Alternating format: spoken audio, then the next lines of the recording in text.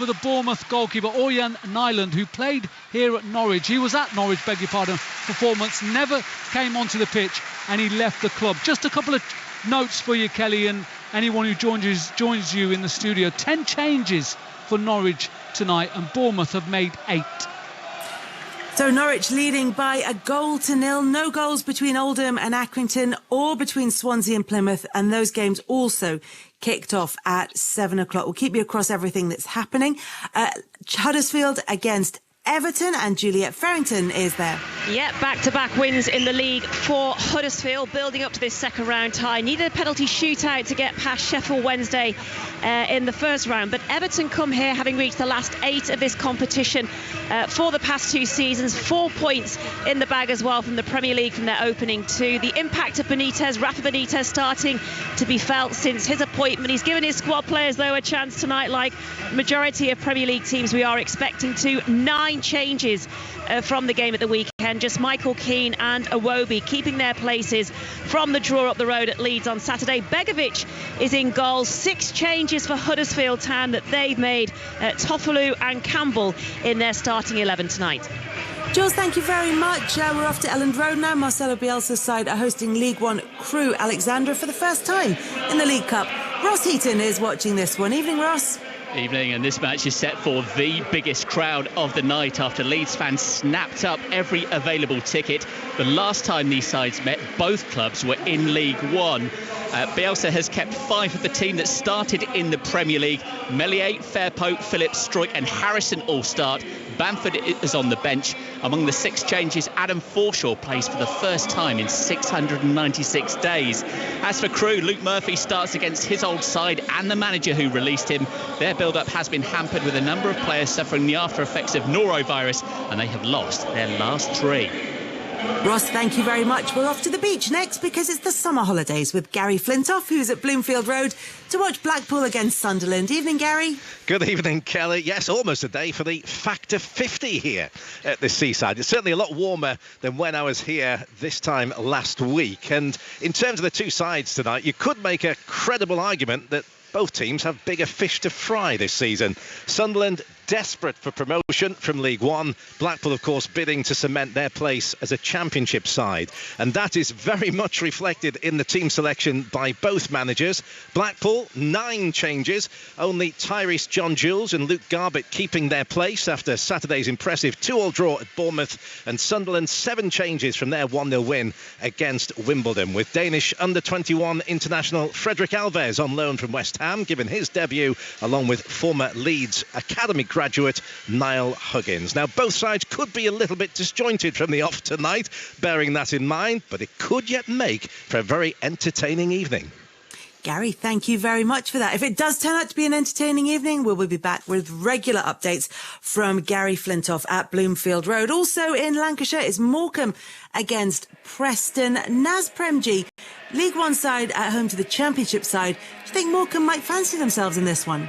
Absolutely. Evening, Kelly. The Mazuma Stadium might well be the venue for your League Cup shock this evening. Morecambe, good footballing side. Stephen Robinson's team plays some very, very nice stuff. They've got some experienced players in that starting 11 this evening. The likes of Tumani Diagaraga has played at the Championship level. Alfie McCalmont, ex-Leeds. And in Cole Stockton, they've got a forward in good form as well. Preston, you know, have made 5 changes. It's not going A-OK for Frankie McAvoy, is it, so far in the Championship?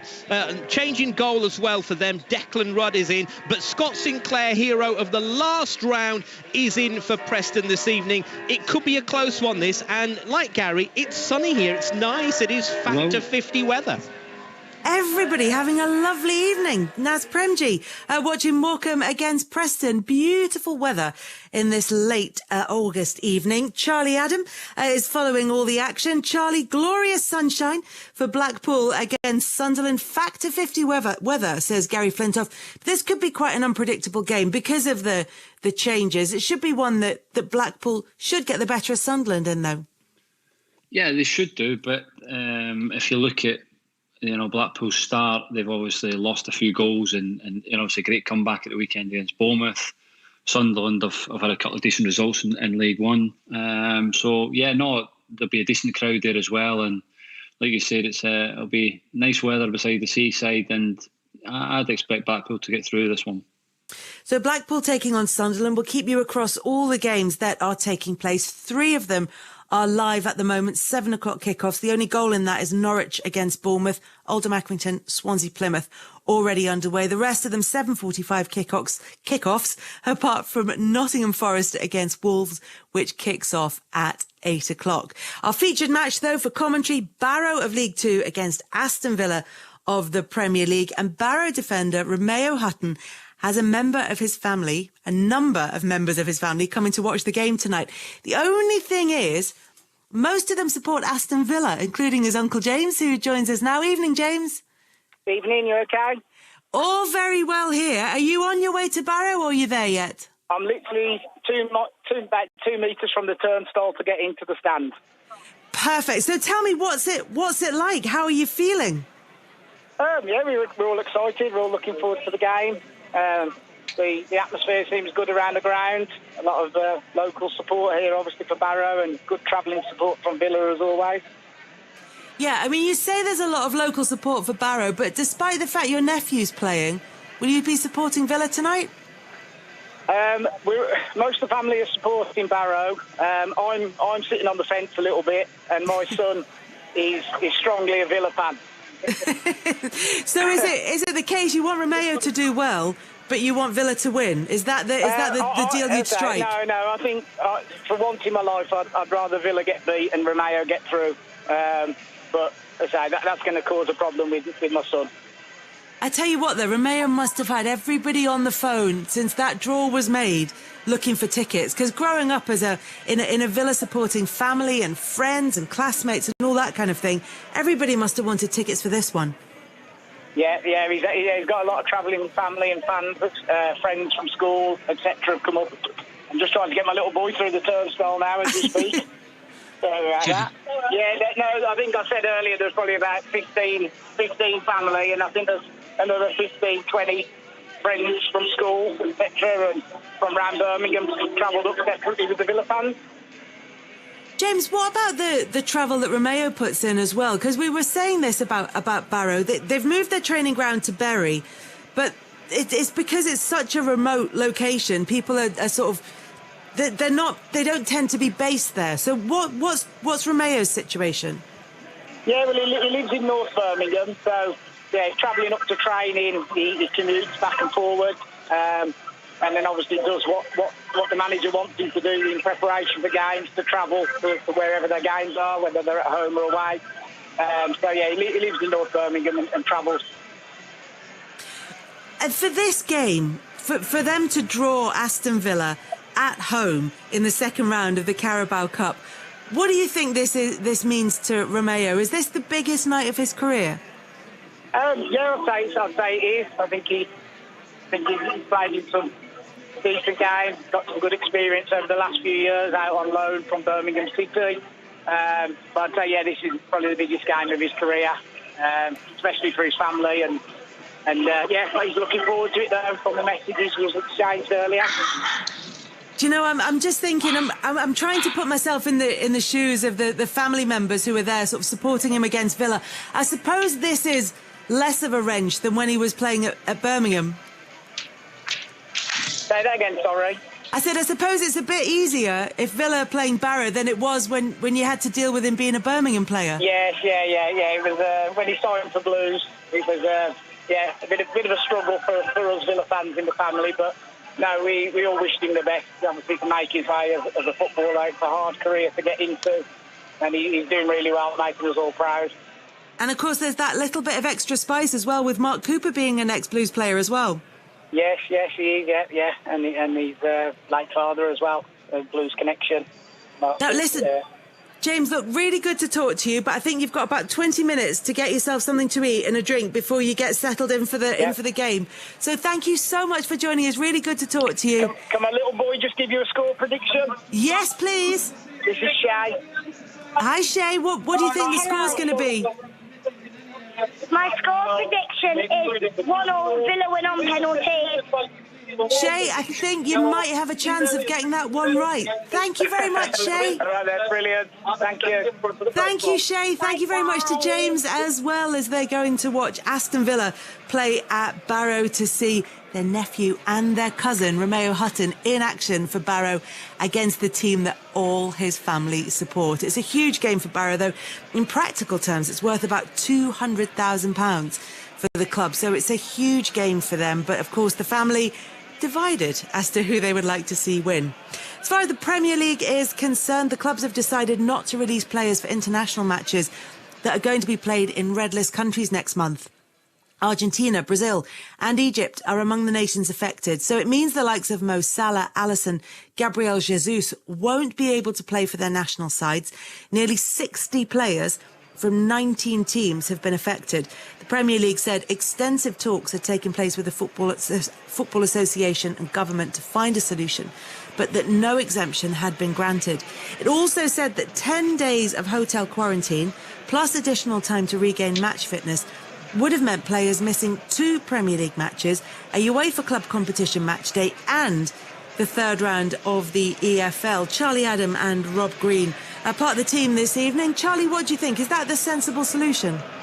Yeah, I think it's the right decision, Kelly. It says there's too much grey areas going away to Brazil or Argentina. I think the clubs have got the right for this moment during the COVID situation to refuse that, because they're paying their players a lot of money and they need them for the big games. So no, I think it's the right decision. There's plenty of players that are playing in the leagues of their countries that'll be good enough to play for the national team, and for this one time or in the next couple of international breaks, they'll just have to get on with it. And it's a difficult decision to make as a player because you want to play for your country, but no, the clubs have to look after the players at some point.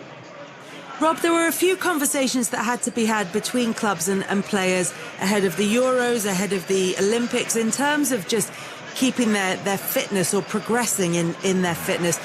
Does this situation seem more clear-cut to you? It's better. And I think, in a way, Charlie was saying you want to play for your country. I think some of them would be relieved, to be perfectly honest. The decision's out of their hands. And also, it's been such a truncated start to pre-seasons. We had the Euros. Obviously, these countries are not involved in that, but had the Olympics. Brazil got through to the final of that, players in there.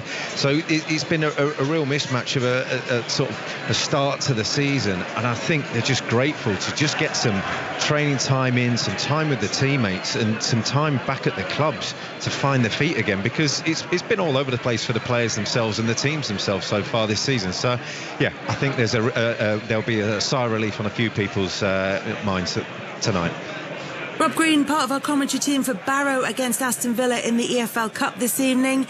In the match between Norwich and Bournemouth, there's been another goal, Sohail Sahi. Yeah, Kenny McLean this time with Norwich's second. It's Norwich 2, Bournemouth 0. Good work between Brandon Williams, who's making his debut on loan from Manchester United for the rest of the season. Nice 1-2 between him and Kieran Dowell. Dowell laid it off to McLean, left-footed shot from about 25 yards out, whistled past the Bournemouth goalkeeper. Norwich cruising. It's their first 2 goals of this season. They've fired blanks against Liverpool and Manchester City. Norwich 2, Bournemouth 0. Thank you very much, Sohail. So that game, a 7 o'clock kickoff, as it is between Oldham and Accrington and Swansea and Plymouth, but there are no goals in either of those 2 games. The rest of them 7:45 kickoffs, and then at 8 o'clock Nottingham Forest take on Wolves. So we'll keep you across all of that. Scotland head coach Steve Clarke has signed a new deal. It means he'll lead the team in their Euro 2024 qualifying campaign, and he says it was an easy decision to make. Obviously it's nice when your bosses think you've done a decent job and they give you a little extension, so it was nice to get that one put away. I think the little taste that we all got of these European Championships in the summer has made everybody a little bit excited for more. So it was relatively straightforward. Took me a little while to get to grips with the different aspect of the national job, but recently I've enjoyed it. If it's ever possible to enjoy the job, I've enjoyed it. It's a good challenge. It takes me out of my comfort zone a little bit at times, which is good. I like to challenge myself, and like I said, hopefully we can get more success. Charlie, listening to Steve Clarke talking about at times being out of his comfort zone, about the time he felt it took to adapt to being the manager of a national side rather than the club management. He's taken Scotland already to their first major tournament in 23 years. Do you think he's the right man to take them further than that? Yeah, I do. I think continuity is very good. He has got that the hoodoo over it done. Of not qualifying, he's managed to do that. Could we have performed better? Yeah, I think we could have. I think we could have done better and possibly got out of the group stages. But we went there and we were competitive in every game, and we were undone by a bit of quality from somebody like a Luka Modric. So it happens. But no, it's time to progress now and trying to get to that Qatar World Cup would be an unbelievable achievement. So to have Stephen again, he's obviously lost a couple of coaches and his backroom staff, so he has to bring new people into that. But the squad is quite similar, yet one or two new faces, which is good. And I'm looking forward to seeing what team he can put out on the next few games. Do you think that change in backroom staff can actually be a positive, that it freshens everything up? It can do, and obviously Stephen Reid done a lot of good work, and Stevie Woods was the goalie coach in Celtic. So yeah, maybe bringing new people in. Austin McPhee's coming in, who worked with Hearts and was recently just had a job at Aston Villa, so he'll do that on a part-time basis. So fresh ideas, new training methods, it could be a great benefit to the group and to Steve, and hopefully they can start with a good win next week. Yeah, and then just in terms of what Scotland do, obviously having reached the Euros, the next target has to be to try and qualify for the World Cup, start to qualify for tournaments consistently. Is it about also, because Scotland haven't progressed out of the group stages, so is it about doing that potentially for the first time? Yeah, absolutely, and that's the next one. Obviously, tough games, away to Denmark and away to Austria and at home to Moldova. So the tough 3 games coming up, but you look at the players that are coming in. Xander Clark and Liam Kelly from Motherwell. Young Lewis Ferguson's getting an opportunity. So no, the lads are playing well at the moment. A lot of them are in form. So that helps. And like Steve said, everybody's had a taste of getting to a major tournament. So these lads will be looking to try and have a taste of it again. And hopefully we can do that by winning games. Well, as you said, Charlie, Clark has named goalkeepers Xander Clark and Liam Kelly in his squad for the World Cup qualifiers against Denmark, Moldova and Austria. David Marshall, who started all 3 Euro 2020 matches, has been left out after falling out of favour at Derby. Gareth Bale will captain Wales in their World Cup qualifiers after being named in Rob Page's squad. There had been speculation over Bale's international future after Wales' Euro 2020 exit, but Page told Rob Phillips he never had any doubts. I'm not surprised that Gareth's continue, absolutely not. I know he's passionate about playing for Wales, and he knows if he's playing club football, that's going to help him achieve to continue to play for Wales. And it seems he's driven by, he's got everything bar a World Cup appearance. There you go then, yeah, that could be that. When you're competitive in your nature and you want to play at the top level, which he absolutely has done, to be a part of the European Championships, which he has done 2 consecutive times now. No doubt, I bet that is driving him, like it would me, like it would any other player, and that to be a part of a World Cup qualifying group will go down in history. The only second time for us to do that. So, yeah, no doubt that is a driving factor behind it, as with all the other players. That was Rob Page talking about Gareth Bale. Johnny Evans is in Northern Ireland squad for their qualifiers against Lithuania and Switzerland, despite being injured. He's not played since being substituted in Leicester's FA Cup final win over Chelsea in May. Away from international football, Andy Robertson has signed a new contract with Liverpool to stay until 2026. Southampton have signed 17-year-old fullback Thierry Small from Everton. Defender Davide Zappacosta has joined Atalanta from Chelsea on a permanent deal. Denmark captain Simon Kjær and the medical team that saved Christian Eriksen's life are the recipients of this year's UEFA President's Award. Eriksen suffered a cardiac arrest during Denmark's opening Euro 2020 game against Finland. Kjær has been recognised for showing exceptional leadership qualities in his response to the situation. India captain Virat Kohli has heated things up on the eve of the 3rd test against England by claiming that his team were provoked during the last match at Lord's. Kohli wouldn't go into any details of what happened, but he says it has given them motivation to win the series, which they currently lead 1-0. I think it's It's for the cameras and the stump mics to pick that up for both teams equally, and then be analysed.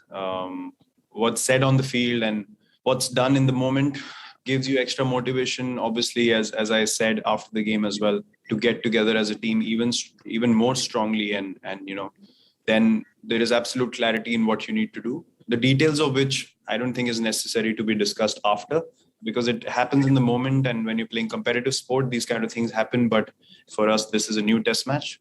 This is a fresh beginning, and for us, it's another chance to show what we can do as a team and to play competitive cricket and take pride in playing competitive cricket, which we've done over the last so many years. So we as a team are just focused on that. That was Virat Kohli, and Jimmy Anderson believes that India handle emotion differently from the England team. Speaking on the latest episode of the Tailenders podcast, Anderson says England didn't react in the right way to Jasprit Bumrah's controversial 10 bounces to him in the last test. When Joe touched on getting a few things wrong, I think potentially the minute Bumrah came in, he brought Mark Wood on and took me off. That's the sort of thing he's talking about, as in letting the emotion get the better of us. Because, that was a sort of, right, it's time for him to have a taste of his own medicine type thing, rather than trying to get him out. You could keep me on and just me try and just get him out normally, see if he plays any big shots or anything like that. Whereas he went with Mark Wood straight away. So, it's a learning process. I think playing against India for as long as I have, and we've played against them quite a lot in the last 12 months, they're a passionate side.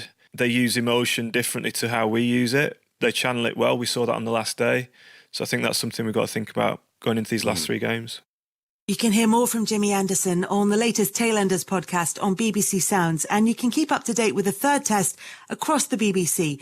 Test match special commentary starts tomorrow at 10:25 on 5 Live Sports Extra. Plus, Michael Vaughan joins Jonathan Agnew for the daily TMS podcast. TV highlights on BBC Two and the iPlayer from 7 p.m. Elsewhere, Maya Bouchier and Charlie Dean have been called up to the England women's squad for the first time for next month's 3-match T20 series against New Zealand. Kevin Howells is watching Yorkshire Vikings against the Sussex Sharks in Vitality T20 Blast. What's happening, Kevin? Well, it's the first of 4 quarter-finals this week. Finals day not until more or less middle back end of September. And this actually is the Yorkshire home game, but they're playing at the home of Durham. Can't play at Leeds because of the test match which starts tomorrow. They've chose to bat first as well, did Yorkshire. They're currently at 131 for 4 in the 17th over. Early wickets lost in live for the 6, Willie 16 and Brook for 1 here against Sussex. But Tom Kohler-Cadmore is not out on 33. We've just seen a terrific half-century from Gary Ballas' 55 off 37. So you can hear the home cheers at the moment. Yorkshire just starting to get going. In the 17th over, they're 132 for 4.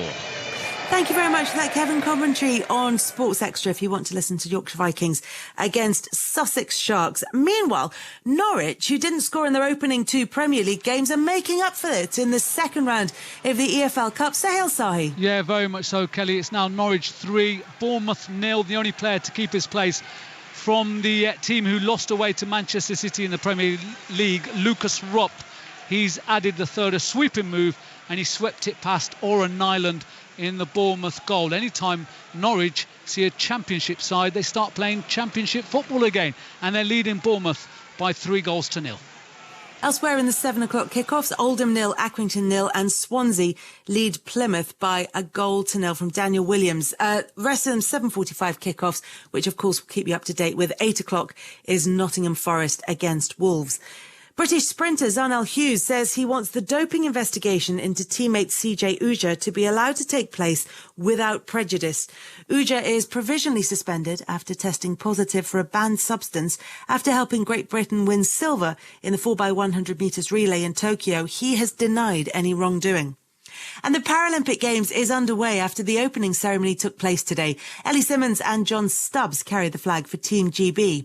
Kadina Cox is hoping to defend the gold that she won in the T38 400 metres and the paracycling C4 events at Rio 2016. And that made her the first Brit to win gold in 2 different sports at the Paralympics. Cox says the extra year of preparation hasn't exactly worked in her favour. I kind of got to the back end of last year and was kind of where we expected me to be, like, you know, a month or 2 before the games. I was absolutely flying on both the the athletics track and in the velodrome. But then I tore my hamstring, and it's all gone downhill since then. And the Achilles that we rehabbed so well and thought was going so well is kind of the issue that's given me a lot of problems the last 3 months. So, I feel like the extra year was like, this extra year is great. And then, that's all been like slammed in my face and not worked out. So I probably would have been in a better position in 2020, but everything happened for a reason. And I think a true champion rises to, any issues that you have. So hopefully I'm able to put my head up above the water and do what I need to do on those 3 special days that I've got coming up. That was Kadina Cox, and 5 Live Paralympic Breakfast with Andy Stevenson and Tanny Gray-Thompson is on air from 6 tomorrow morning. 5 Live Sport will keep you across all the key moments from the games. And if you missed the breakfast show at 6 o'clock, you will be able to listen back to it on the BBC Sounds app, although obviously we are all early birds and we'll be listening to it, and it is very much worth getting up for. Into the EFL Cup then, an all-championship affair for Lee Blakeman. Struggling Sheffield United host Derby County. Hello, Lee. Hello, Kelly. Yeah, good evening. Both these teams finding life tough at the moment, to be honest with you. Sheffield United on the pitch, Derby County more so off it. United just out of the Premier League, sit second bottom of the Championship, having failed to win any of their opening 4, while Derby, who've only won 1 themselves in the league, by the way, are still operating under that transfer embargo. Their manager, Wayne Rooney, won this cup 4 times as a player, but he has, it's safe to say, other priorities as a manager at the moment, making sure they avoid another relegation battle and somehow trying to strengthen his squad. Rooney makes 8 changes to his Derby team tonight, while Slavica Jokanovic changes the lot for Sheffield United. He's changed all 11, both managers with a keen eye on Saturday, especially Rooney, you'd imagine, as Derby have just the small matter of a home game against a certain Nottingham Forest. Yeah, not much to look forward to for them at the weekend. Lee, thank you very much for that. And it is last season's semi-finalist Brentford next. Well, they're up against League 2 leaders Forest Green Rovers, and in a fairly unfamiliar position, John Southall, of the Giants in this act. Yes, good evening, Kelly. Novel for them, isn't it? 8th in the Premier League against the League 2 leaders. Could be fascinating, this. With Villa on Saturday, Thomas Frank has made 9 changes. The 2 survivors from the draw at Palace, Ethan Pinnock, the centre-half who played for Forest Green in the non-league just back in 2017, and Vitaly Janelt. Full debuts for keeper Alvaro Fernandez and Johan Wissa. Forest Green, the only side with a 100% record in the Football League so far this season. 5 wins from 5, including knocking Bristol City out in the last round of this competition, and 6-3 winners at the weekend. But they've made 6 changes. No Matt Stevens, which is slightly surprising given he's scored 5 goals already this season. Opie Edwards makes his debut, and new manager Rob Edwards has made an immediate impact, and he said before the game, let's go and have a right go. So this could be fun.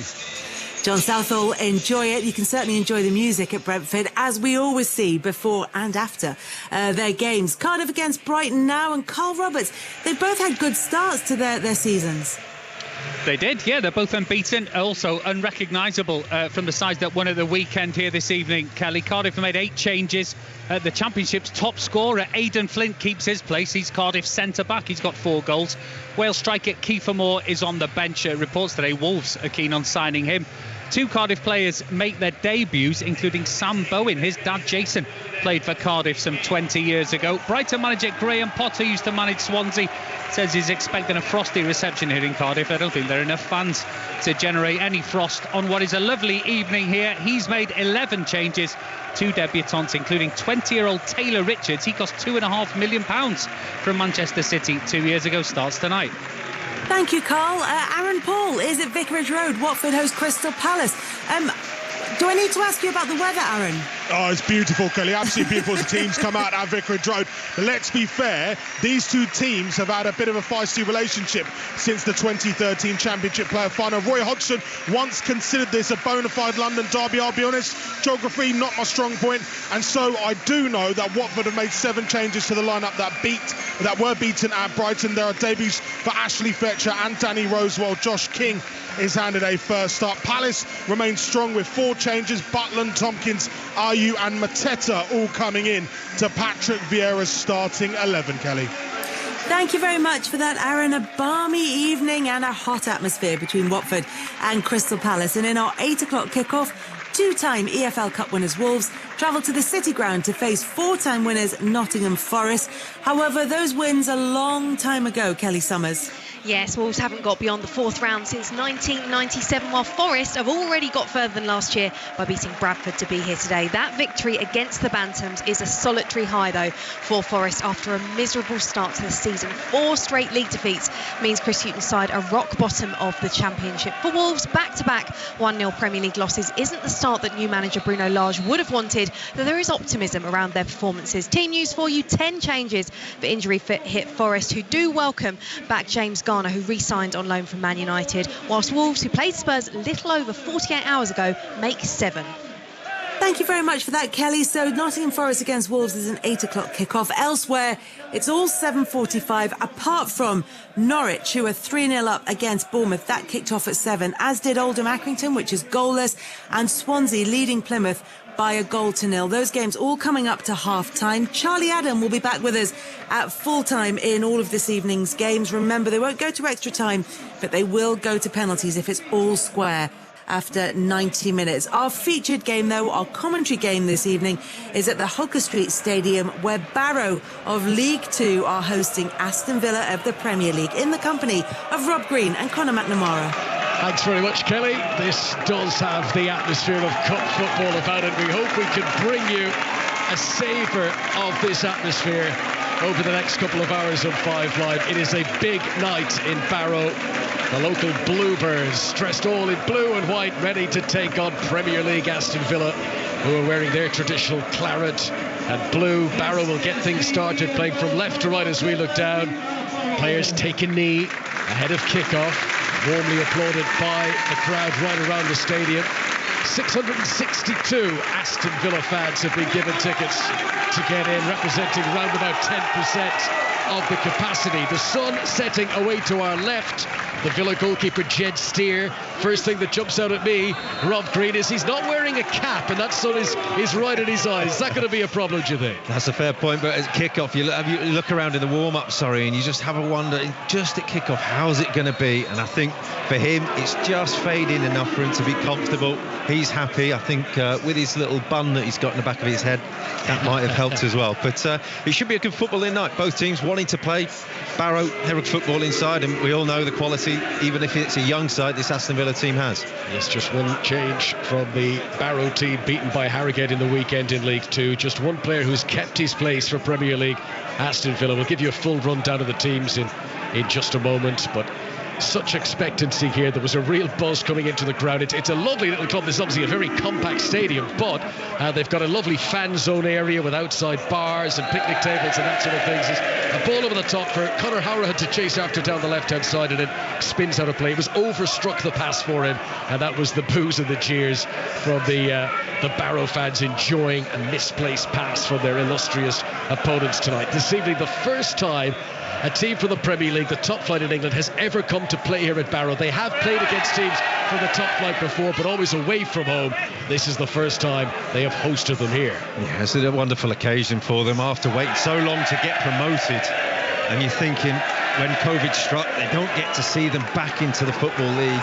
An occasion like this with a full house, it's one that the whole club is going to remember. 3 games with the earlier kickoffs of 7 o'clock tonight in the second round of the League Cup. Bottom of League 2, Oldham are hosting Accrington. They've reached half-time in that game, and it is still 0-0. Norwich will be approaching half-time as well, 3-0 ahead of Bournemouth.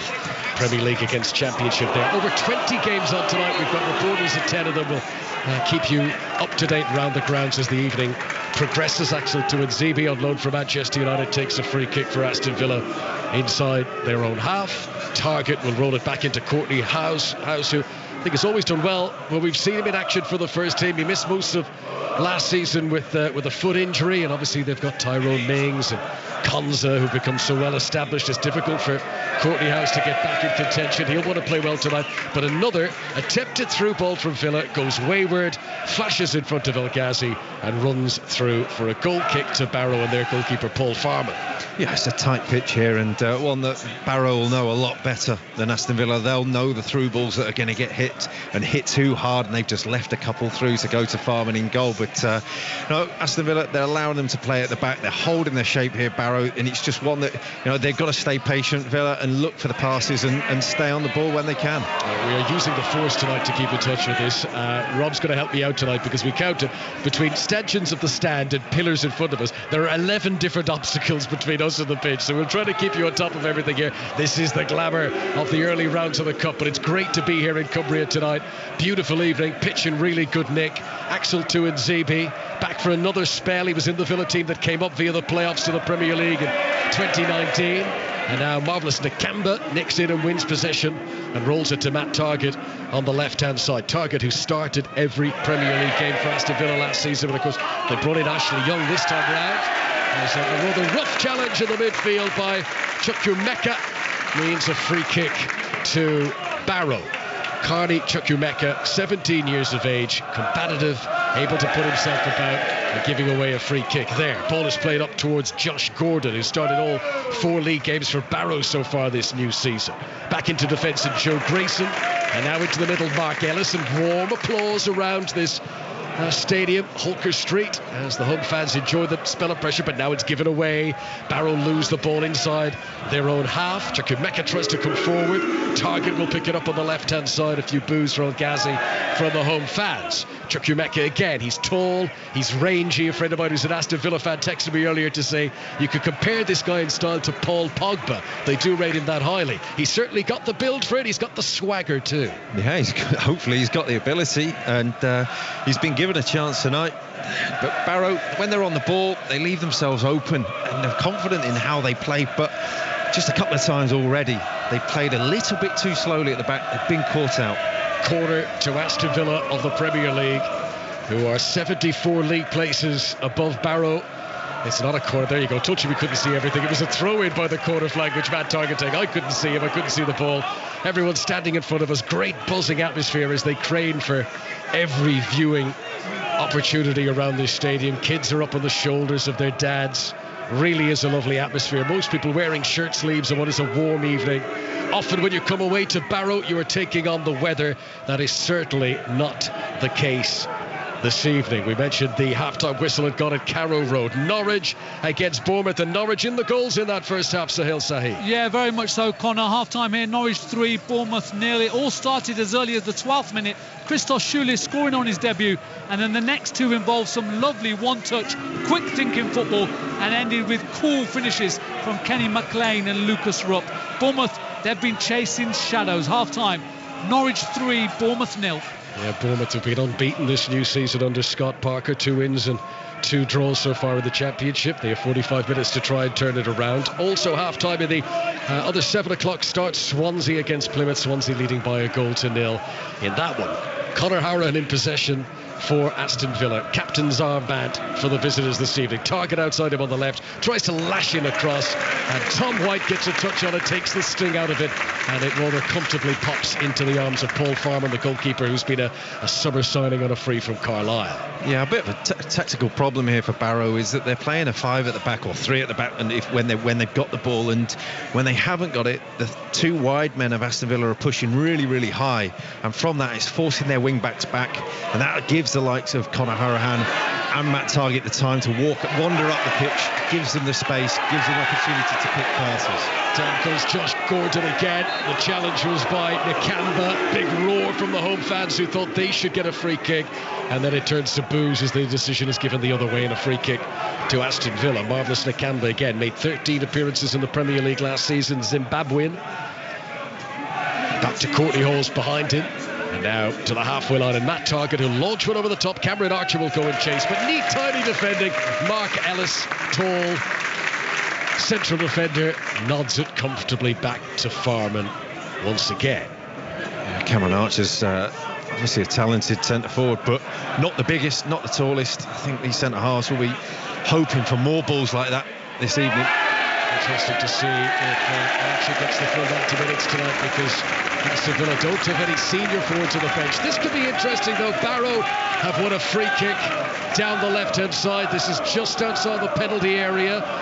While we wait for it to be put in place, nets nip to Morecambe. Morecambe of League One against Championship Preston tonight. Naz Premji. Morecambe 0, Preston 1. Simple ball over the top. Connor and Emil Rees down the right-hand side. One-on-one with the keeper Andresen. Made no mistake into the bottom corner. Morecambe 0, Preston 1.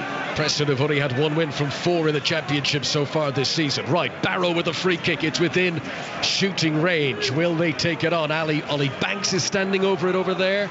They've sent everyone up here. I mean, that nobody has been left back on the halfway line of the centre circle. Both myself and Rob stretching either side of the stanchion just to make sure no one's hiding behind it. They've all got up in attack. I like this. It's brave. As Joe Grayson whips it in left-footed. Really good delivery. Slide. It was Josh Gordon, but he couldn't get a touch. And the ooze of the crowd will tell you it has gone across the face of goal and wide. An early let-off for Aston Villa. Good delivery. Close to a proper opening opportunity for Barrow. 0-0 here. Wonderful delivery. Asking just for that touch. I think it was a stretch too far away from that line. Jed Steer looked fairly comfortable. Not the best clearance from Tuanzebe, who was put under pressure, to be fair, inside the penalty area. But Villa struggling to clear their lines here under pressure as Josh Gordon throws himself in at Courtney House. They are pumped up. The adrenaline is coursing through their veins. Will they be able to keep it? A Barrow 0 of League 2, Aston Villa 0 of the Premier League so far. We have played 8.5 minutes. Let's go to Brentford. Always a good noise at their community stadium. Forest Green, who scored 6 on Saturday, the visitors, and John Southall's there. And the League 2 leaders have the lead. Brentford 0, Forest Green 1. Jack Aitchison on loan from Barnsley has just smashed it in from 8 yards out. His first for the club. Just before that, his keeper Lewis Thomas made a brilliant double save, but Forest Green lead Brentford by a goal to 0. Thank you very much, John. So a Premier League side behind there. What about Brighton, who are at Cardiff tonight? Carl Roberts. Yeah, Premier League side are in the lead here. Connor, they lead by a goal to 0. Polish midfielder Jacob Moder got the goal clean through, put it past Alex Smithies. No bother, 1-0 Brighton. And the goal, the opening goal for Aston Villa here at Holker Street for Cameron Archer, the 19-year-old who stole in unmarked to the back post. Low cross from the left-hand side. Barrow, who started like a greyhound out of trap 5, but they've been caught cold there, and Cameron Archer has given Aston Villa the lead. Yeah, we were talking about those through balls, getting the right one. Barrow looked comfortable allowing balls through. Al Ghazi manages to time his run. The ball from Conor Hourihane is perfect. The ball across from Al Ghazi, inch perfect for Cameron Archer. The simplest of finishes. His heart would have been pounding for a second, but he's put it away. It's a wonderful football goal, and one that you say will settle this Aston Villa side down. It's a big moment for Cameron Archer, the youngster getting his chance in the Aston Villa team tonight.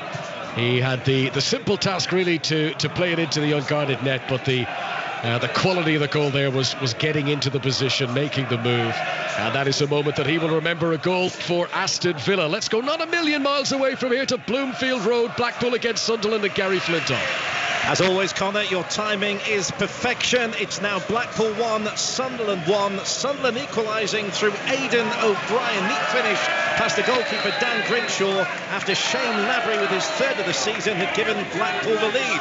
Good game this. Blackpool 1, Sunderland 1. Right, that was one of the 7:45 kickoffs, so 2 goals within the opening 10 minutes there. Blackpool have yet to get their first win in the Championship this season after 4 games. Here, Barrow from behind. It makes, Rob Green, what was always going to be a difficult task even harder now. Yeah, I think it's one of confidence, and one that they're just staying in the game now for a bit. We just had Conor Hourihane picking the ball up again, and Al Ghazi got called off for offside. He wasn't offside. It's a mistake from the referee's assistant. It's another really well timed run. He was in on goal, and that would have been made it even harder. So tonight in the League Cup, Norwich 3-0 up on Bournemouth at half-time. Oldham and Accrington are 0-0. Swansea lead Plymouth by a goal to 0. Those were the 7 o'clock kickoffs. In the games that have started at 7:45, Aston Villa here have taken the lead against League 2 Barrow. 0-0 between Birmingham and Fulham. Blackpool 1-1 with Sunderland, as we heard from Gary Flintoff. Forest Green Rovers, another League Two side doing well against Brentford and leading by a goal to nil. Gillingham 0, Cheltenham 0, Cardiff 0, Brighton 1. Everton are playing tonight at Huddersfield. They are 0-0 at the moment. Leeds holding Crewe 0-0 at the moment, as it is between Millwall and Cambridge. Preston are 1-0 up away at Morecambe.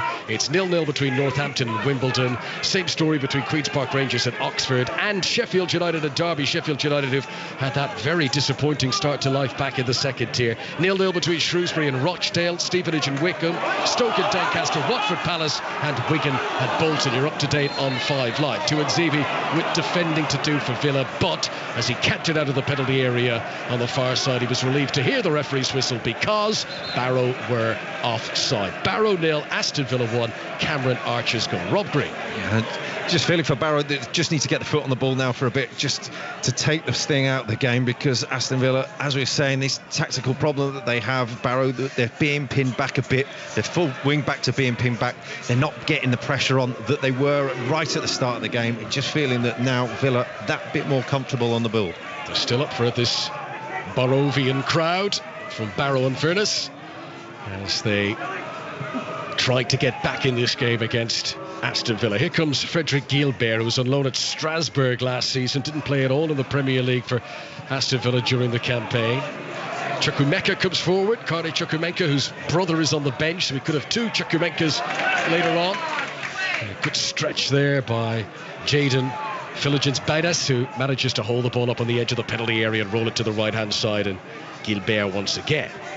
El Ghazi won't control, though. The ball spills away from him. Cheers from the Barrow fans as it harmlessly goes out for a throw. Barrow 0, Villa 1. Yeah, just the confidence that the Aston Villa players have. Ironically, El Ghazi running out of play there, but the forwards, the attack-minded players know that the players behind them are going to keep the ball and find them with passes, so they've got that freedom to roam and they've got the time to pick the runs. That target jumps in the air with Romeo Hutton. We heard from some of his Aston Villa supporting family who have come here to watch the game this evening. He still lives in the Birmingham area. Hutton commutes from Birmingham to play for Barrow. Great to hear the excitement as they came in through the turnstiles live on 5 Live earlier on. Courtney House jumps 10 yards inside his own half, heads the ball, which eventually goes out of play, and it's going to be a throw into Barrow directly below us. We are close to the banks of Morecambe Bay. Lovely fresh air here whipping in off the Irish Sea. And if you don't actually have the sea view from our vantage point, but whenever you do around here, you see the highest concentration of turbines in the world is in these parts. There's huge amount of offshore wind farms which have taken over from steel as being the big industry, steel which used to be massive here centuries ago.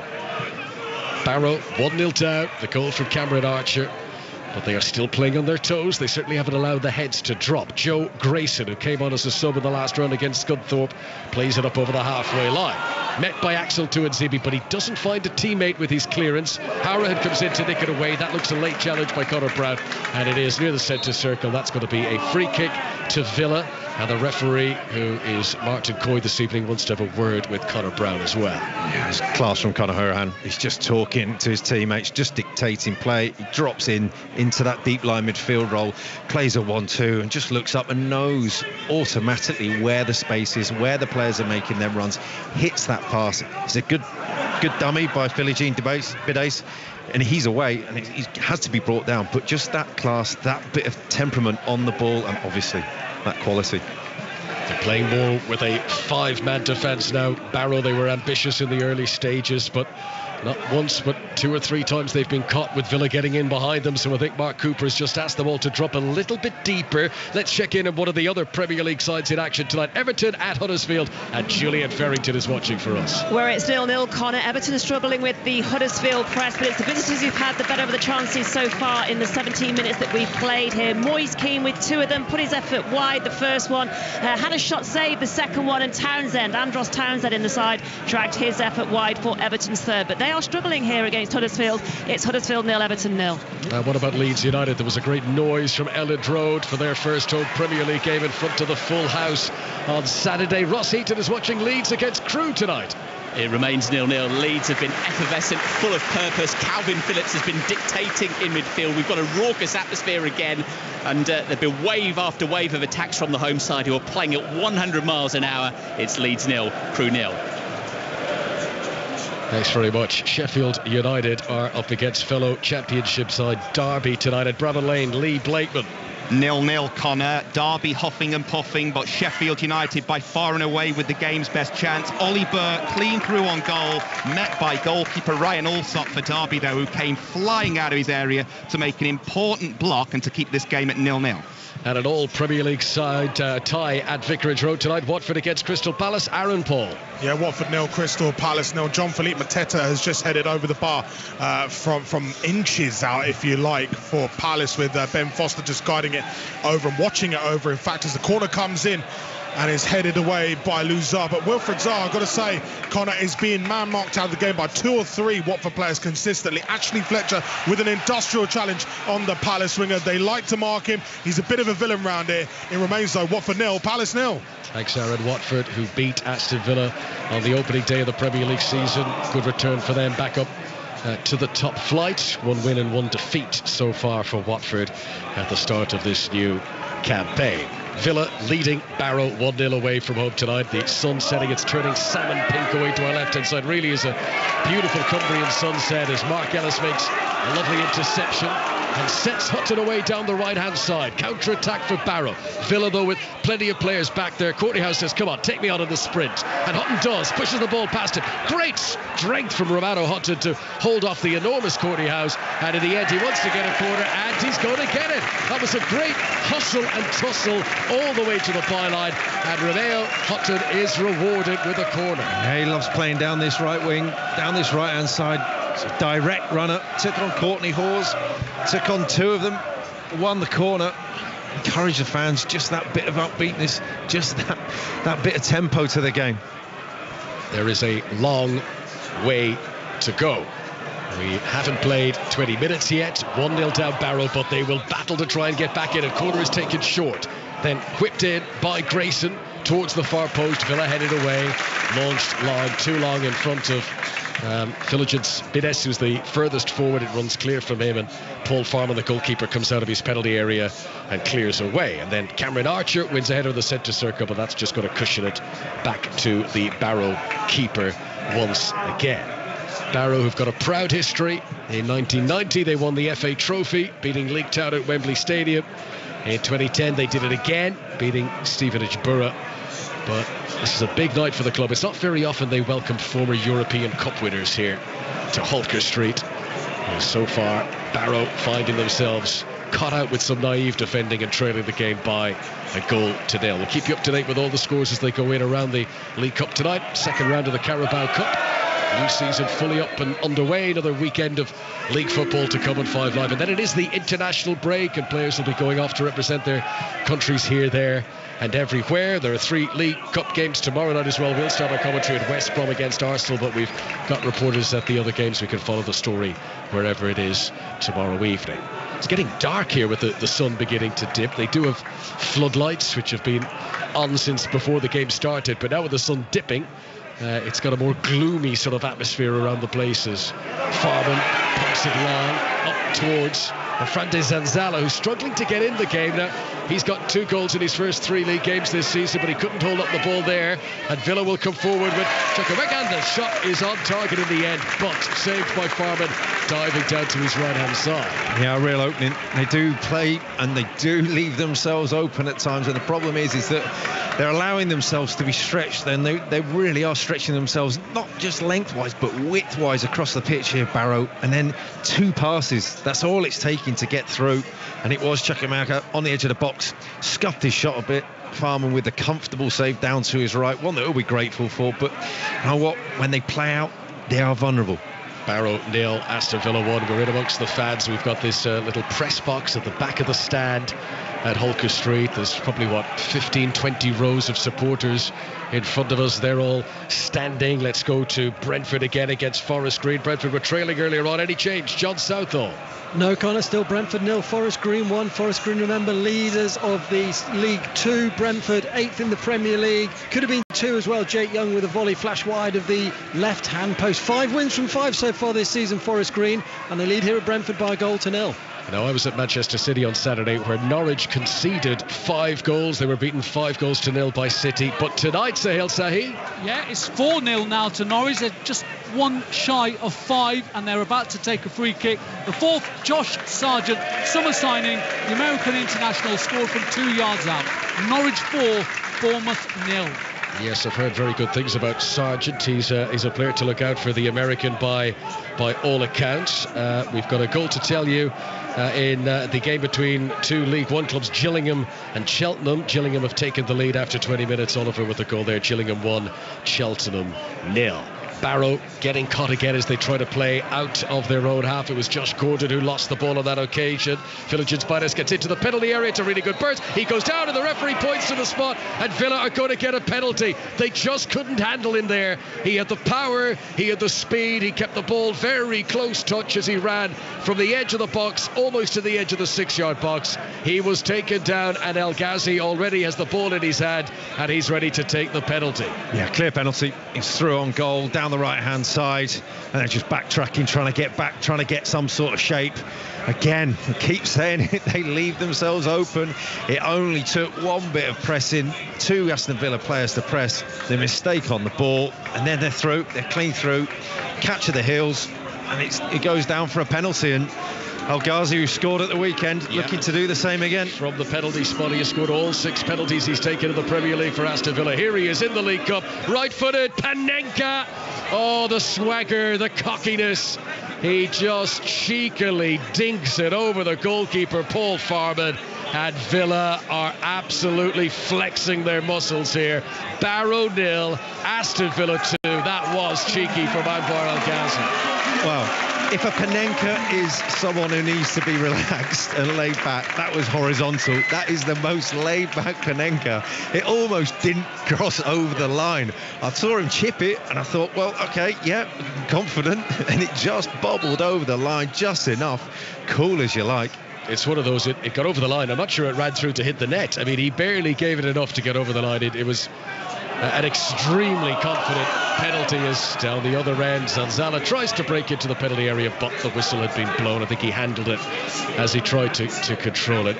What do the goalkeepers union feel about Panenkas? Is it, well, look, fair enough, if you beat me with it, fair play, or is there a bad taste in the mouth, Rob? Be honest. A good Panenka, yes. A bad one, or a very, very soft one like that, you might be taking exception to.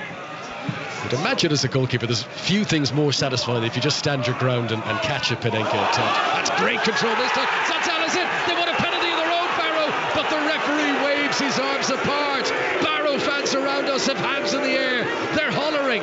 It was a similar incident. He broke with power into the penalty area. Down he went. And the referee, Martin Coy, was probably 15 yards behind it. He was sprinting to keep up with play. His immediate reaction was to wave his arms. Remember, no VAR in these early rounds of the League Cup and lower league grounds. No, he was closer than us and said no. Zanzala's a wonderful touch. He's through on goal. He just got sandwiched out of it, basically. He was the meat in the sandwich, and between the 2 Aston Villa centre halves, they snuffled him out of it. It's a tough call from the referee. My instinct was that it was a penalty, but you know what? He's closer than us. Goals elsewhere. Queen's Park Rangers in the Championship have gone 1-0 up against Oxford United. Oxford have only lost once so far this season in League One. But 2-0 to Aston Villa after Anwar El Ghazi's penalty, and that is given in a very comfortable slant now for all the bluster, all the early enthusiasm from League 2 Barrow. They have found this incredibly difficult going, and Aston Villa really toying with them, as summed up by the cheeky nature of that El Ghazi Panenka. Let's go back to Huddersfield. Huddersfield against Everton, Juliet Farrington. Where it's an advantage, the Premier League side of Everton, who lead Huddersfield by a goal to 0. The goal scorer, Iwobi. It was Tom Davis involved. passed the ball onto Iwobi. He picked him out, first time finished. Iwobi buried from close range. Advantage Everton. They lead Huddersfield here by 1-0. And Adebayo Akinfenwa has scored for Wycombe tonight away at Stevenage in the League Cup. 2 League One sides there. Stevenage 0, Wycombe 1. You're up to date on 5 Live. Barrow trailing Aston Villa by 2-0. Gilbert tries to come forward to the right-hand side for Villa. Can't break his way into the penalty area, so it's back into midfield. Marvellous to Kamba. Plays a 1-2 with Conor Hourahan. Now to the left-hand side is Target. Ball in towards El Ghazi, who did well to get in front of Mark Ellis. But credit Ellis after a fresh air shot by El Ghazi. Ellis, while he was down on his knees, was able to just manoeuvre his body and clear the ball away. And Barrow do get it away to Josh Gordon. Right-footed cross into the centre. Zanzala jumps, takes it on his chest. Excellent defending. Really good there by Tuanzebe. Allowed the ball to come down and then just picks the pocket and sets Villa in counter-attacking motion. Philogene Pérez is challenged though in full flight. No free kick this time. Barrow don't hold on to possession and Aston Villa have it again inside their own half. Barrow 0, Aston Villa 2. Rob Green. Yeah, a couple of best moments for Barrow in the game, really. It's a shame they're a couple down already, but just getting some passes together, a bit of a momentum, bit of pace on the passes, and stretching this Aston Villa side, because like anybody else, they don't want to be running back towards their own goal. Fulham have taken the lead at Birmingham. That's an all championship side at St Andrews. Birmingham 0, Fulham 1. Let's snip back to Morecambe. Morecambe against Preston tonight. Naz Premji. Morecambe 0, Preston 1, Connor. We've got an injured referee here, so the assistant with the yellow flag, Paul Graham's going to take charge. The 4th official is going to be an assistant referee, and the original referee, James Oldham, is going to be the 4th official. Morecambe 0, Preston 1. Thanks very much, Naz. Here at Barrow, Aston Villa 2 goals in front. Cameron Archer and Anwar El Ghazi, the goal scorers.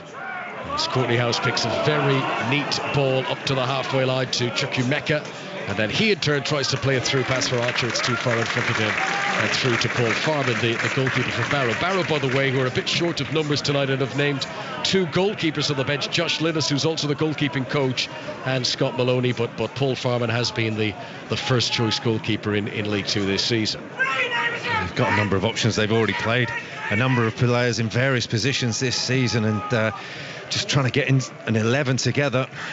Mark Cooper, he's trying to find his way with the club, with the players, trying to instill his way of playing. It's a tough ask when you've got that many injuries.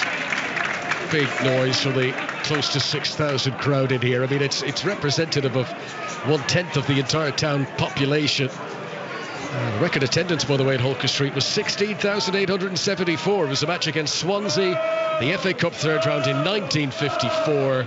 Social distancing, not so much of a concern back in those days, but heavens knows how they got 18,000 in here.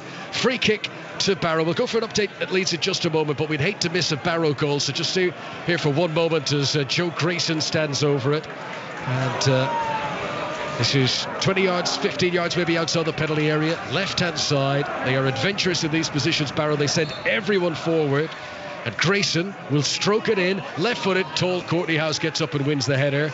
Ellis will turn and swivel and try and send it back into the mix, but it's easily cleared away a week ago. To Elland Road, Leeds against Crewe, and the latest from Ross Heaton. Where it's still 0-0. Leeds are dominant. Llorente saw a looping header cleared off the line, and Harrison blazed in a drive, which was tipped wide. Leeds 0, Crewe 0. Confident defending by Courtney House, and then he's bundled into by Jason Taylor, but the referee says that Taylor was over-rigorous there, and much to the disgruntlement of the Barrow fans, the referee indicates a free kick to the Premier League side, Aston Villa. They are 2-0 in front here for Dean Smith. 10 changes tonight from their Premier League game against Newcastle at the weekend. Let's go back to Bloomfield Road. Blackpool and Sunderland, Gary Flintoff.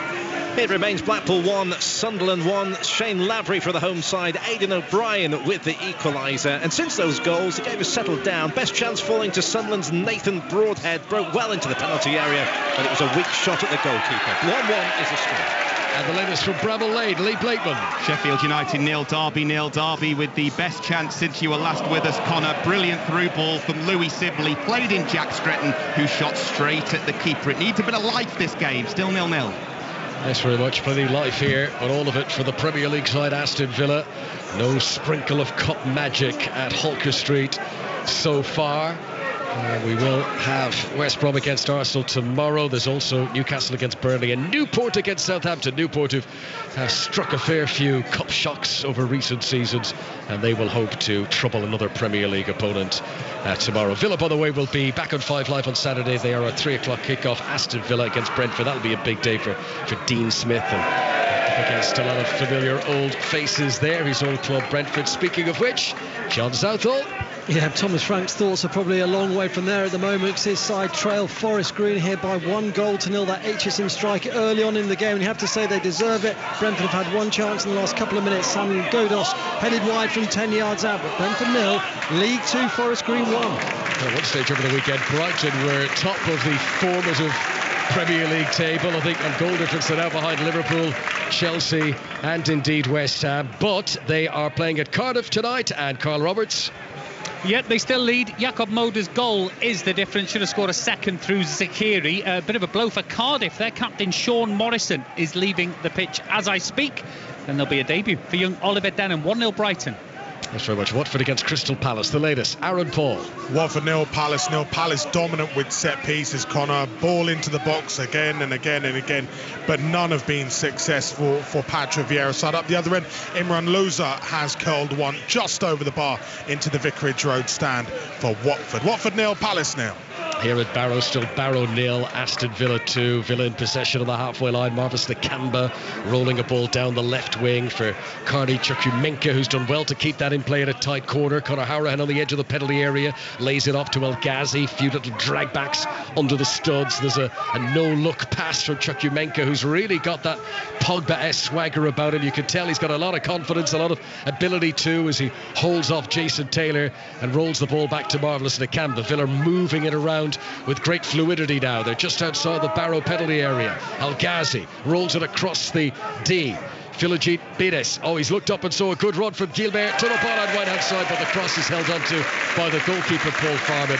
8 o'clock kickoff in the League Cup tonight is at the City Ground, and Kelly Summers is watching bottom of the Championship Nottingham Forest against Wolves. Yeah, still Forest 0, Wolves 0, but the Premier League side very much on top here. They've had 2 very good chances courtesy of Daniel Podence on his return from injury. Firstly, on 6 minutes, he was picked out by 8 Nori, but his shot was blocked by Hovarth. Then 4 minutes later, Matinho lifted the ball into Podence's path. He tried to backheel it home, only to see it blocked. It feels like a matter of time here. Forest 0, Wolves 0. Yeah, Nottingham Forest, 4 games played, 4 defeats for them this season before tonight.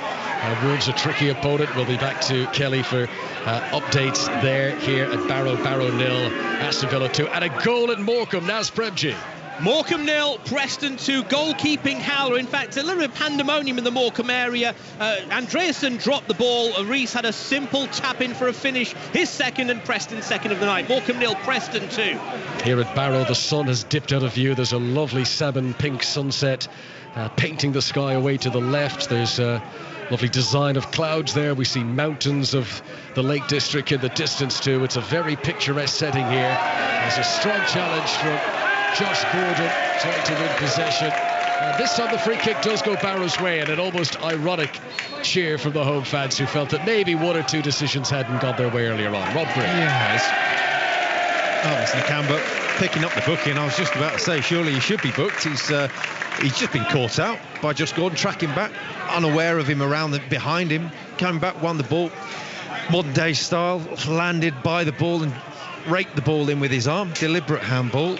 It's a booking, and you're looking at Aston Villa. They're looking very, very comfortable on the ball, and just then it was just the only time that really anyone's shown any sort of complacency on it. Right, booking from Marvellous Nakamba, great name of course, Zimbabwean. With not much jeopardy in this game, I think we should play a little bit of a quiz. I'm going to go all Annie Bruce Ball here. Just for fun at home, have a think about this. I'll give the answer in a moment. Zimbabweans who've played in the Premier League. Marvellous Nakamba is only the 4th. Can you think of any other Zimbabwean? I've got one. I've a feeling I know the position of the one you've got. You might know that, yeah. Okay, don't give anything away yet. We'll let our listeners at home have a think about it, and we'll give the answer in just a moment. Do remind me if I forget. Reneo Hutton attacks down the right-hand side, goes into one of our blind spots, but I think the ball has got out of play for a throw into Villa, down by that. that corner flag. If you're just joining our coverage at 5 Live, Barrow 0, Aston Villa 2. Cameron Archer, the 19-year-old, getting the first goal. And then a penalty from Anwar El Ghazi, which was a very cheeky Penenke, just stabbed it over the diving goalkeeper Paul Farman. And Barrow, who haven't let their heads drop, they've been full of energy, they do like to play football the right way and all that, but they are finding it difficult here against a Villa team that, of course, it is changes, of course it is some youngsters, but there's a lot of experience in there too. The likes of Tuan Zebi, who's played 50 times in the Premier League, Matt Targett, who's very experienced, Howrahan El Ghazi, Gilbert, these are all guys who've been around the block. So it's certainly a streetwise Villa team tonight who you would not imagine are going to do anything silly for Dean Smith and cause a problem. Here's a chance though for Barrow, and a header that lands onto the roof of the net. It's the closest they've come in the game. I think it was Zanzala. Cross from the right-hand side. Zanzala rose brilliantly, and it was just beginning to dip, but not quick enough to go under the crossbar. It lands on the roof of the net. That has re-infused the atmosphere here at Holker Street. Still 2-0 Villa. Yep, closest to a goal for Barrow, and it was really positive play from Connor Brown, Romeo Hutton down the right-hand side, combining winning the ball back off Aston Villa. One of the few times they've actually pressed in the last 10-15 minutes. Won the ball back, got down the right, put a great ball in. It's just a fraction too high for Zanzala. Couldn't really control the header, but Jed Steer, full stretch, was worried. Barrow 0, Aston Villa 2. A Barrow goal would really liven things up in terms of the spectacle here. The atmosphere is still buzzing. It's a lovely noise tonight at Holker Street, but 2-0 down. They need to narrow that gap. They very nearly did it there. Zanzala, who scored against Harrogate on Saturday, former Carlisle striker. Derby fans might remember he came through their youth academy in the past, and it was a decent cross, and he met the header well, and that could have spiced things up quite considerably here. Right, Zimbabweans who played in the Premier League. Nakamba. Do you remember Benjani, who was at Sunderland and Man City and Blackburn, I think, who played for Portsmouth as well? Peter Unlove was Zimbabwean, and Rob? Certain Liverpool goalkeeper, Bruce Grobbelaar. Correct. Those are the 4 Zimbabweans who have played in the Premier League. I have an interesting stat for you, that I watched Benjani play for Zimbabwe in Kenya. Right. In Nairobi. Explain the circumstance. I was climbing Kilimanjaro and went to watch a football match at just a couple of days before, and it was Kenya versus Zimbabwe. Fantastic. That's the much-travelled Rob Green, up mountains, cross rivers, the whole lot, whatever needs to be done. Watching this game with us here tonight on 5 Live. Barrow 0, Aston Villa 2. Oh, here we go. So the trouble when you have a quiz on the radio, when you're trying to fill time in a game that has lost jeopardy, is that people sometimes have issues with your quiz. Aaron Paul. Yeah, the job's worth. Aaron Paul here. Watford 0, Crystal Palace 0. Now, I was going to go for Peter and Love, but my EFL knowledge, 72 plus out every Friday, would tell me that Brendan Galloway of our friend Ryan Lowe's Plymouth Argyle was born in Harare. He played for Everton. That is a good stat. Has he played for Zimbabwe? I don't know that, but I know he was born in Harare. Yeah, that'll do for me, Connor. Absolutely, I'm going to say that is a very good shout. Brendan Galloway, born in Harare, Zimbabwe, played with Everton and MK Dons, I think, and that is a good shout that we will put that in. So yes, another Zimbabwean, maybe not Zimbabwean international, but another Zimbabwean who has played in the Premier League. Thanks to Aaron for that. Right, free kick to Barrow, 10 yards inside their own half. Goalkeeper Paul Farman has come way out of his penalty area, and he will usher his teammates to go forward. Villa holding a high line outside the box here. There's a lot of room between that high line and goalkeeper Jed Steer if Farman can launch it into that space. Predominantly the Harrow players are left-hand side of the pitch as they come forward. And this is a reel into the mixer here. Jed Steer decided early he was going to come. The goalkeeper's dropped it, and he's fortunate that it popped into his arms once again. That was a very congested penalty area. Steer decided he was going to come, and after the fumble, he's actually a bit lucky that no one was able to capitalise. He has a lot of bodies, and he was a long way from goal. And I think after he dropped it, he thought the ball was actually going to rebound outside the penalty area, so was a bit hesitant to dive on it, but it came back to him. All's well that ends well in the goalkeeper world. Right. All right, now that we are knee-deep in Zimbabwean issues, Juliet Farrington? Yeah, not a lot going on in this match between Huddersfield and Everton, where Everton lead by a goal to nil, which meant I had a chance to Google Brendan Galloway. Plymouth Live reporting that he's been called up, his Zimbabwe call-up for the first time. They've got World Cup qualifiers at home to South Africa and away to Ethiopia. So there we go, round the grounds with this quiz question. Excellent, thank you very much. You don't miss a trick here. So Brendan Galloway joining Bruce Gravelar, Peter Inlove and Ben Janney as our Premier League Zimbabweans. Right, little break in play here as players have gone for a drink with half-time very much upon us. One of the Villa players was receiving some treatment. Play looks like it is going to resume away to our right-hand side inside the Villa penalty area with Jed Steer. It'll be an uncontested drop ball. We're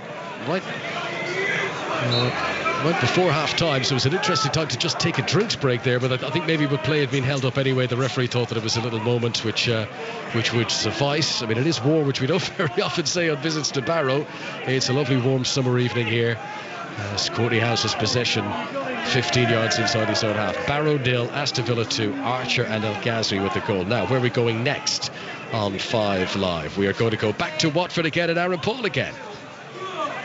Crystal Palace. Sorry, my apologies. Sorry, Aaron. It's Brentford we're supposed to go to. John Circle. Looks like my Watford's and my Brentford's. John.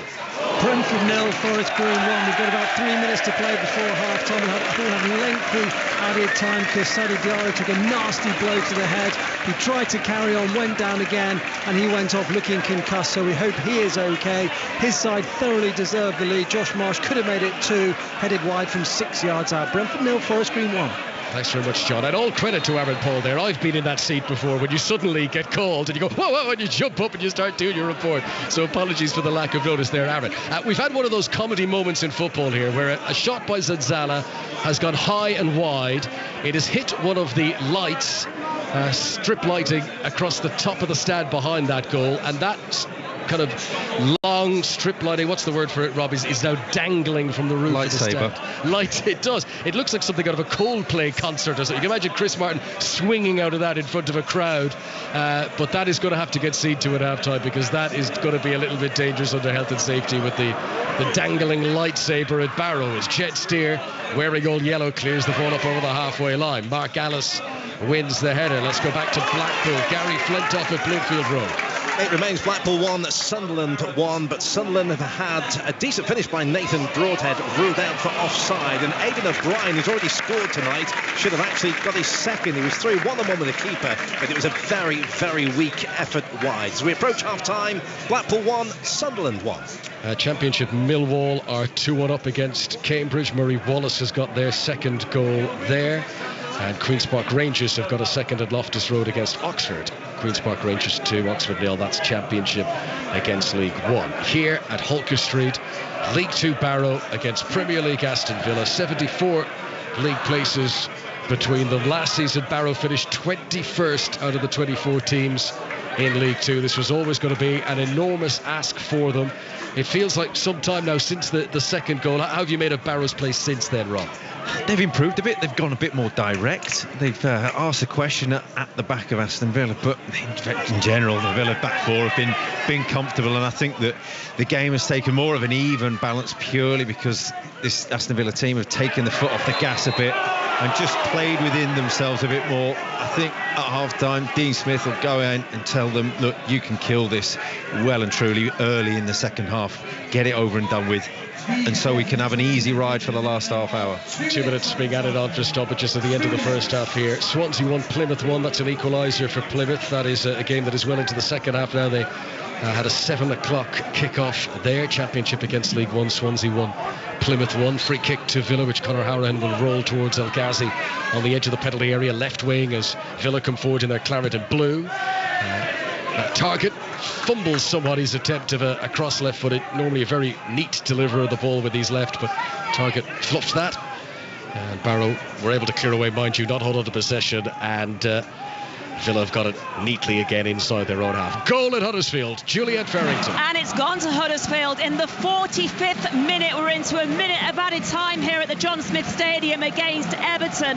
The corner came from Sorba Thomas and headed in brilliantly. What a header it was by Tom Lees, who wheeled away in celebration. It went over Begovic and into the back of the net. Huddersfield level here at half-time. It's Huddersfield 1, Everton 1. And a break in the deadlock at Bramall Lane. Lee Blakeman. At last, Connor, Sheffield United 0, Derby 1. Ball in from the Derby right. Louis Sibley took it back to goal, hit it on the turn and drilled it hard and low to the goalkeeper's right. Nestled into the bottom corner. Well taken goal in a game that needed one. Sheffield United 0, Derby 1. Yeah, but Lee, very disappointing start to the season for Sheffield United. Do they have a strong team out tonight?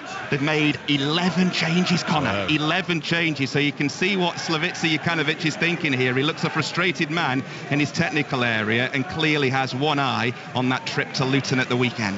Sheffield United second bottom of the championship, but Derby hoping to continue what's been a steady start to the new season for Wayne Rooney. One defeat from their first 4 championship games so far. Here come Villa on the attack down the right hand side. El Ghazi's going to be in again and he scores. First time left-footed volley, cross from Gilbert to the back post. El Ghazi puts his fingers to his lips and tries to shush the Barrow fans. I don't think there's any real need for that, but it's a second goal of the game for the Dutchman.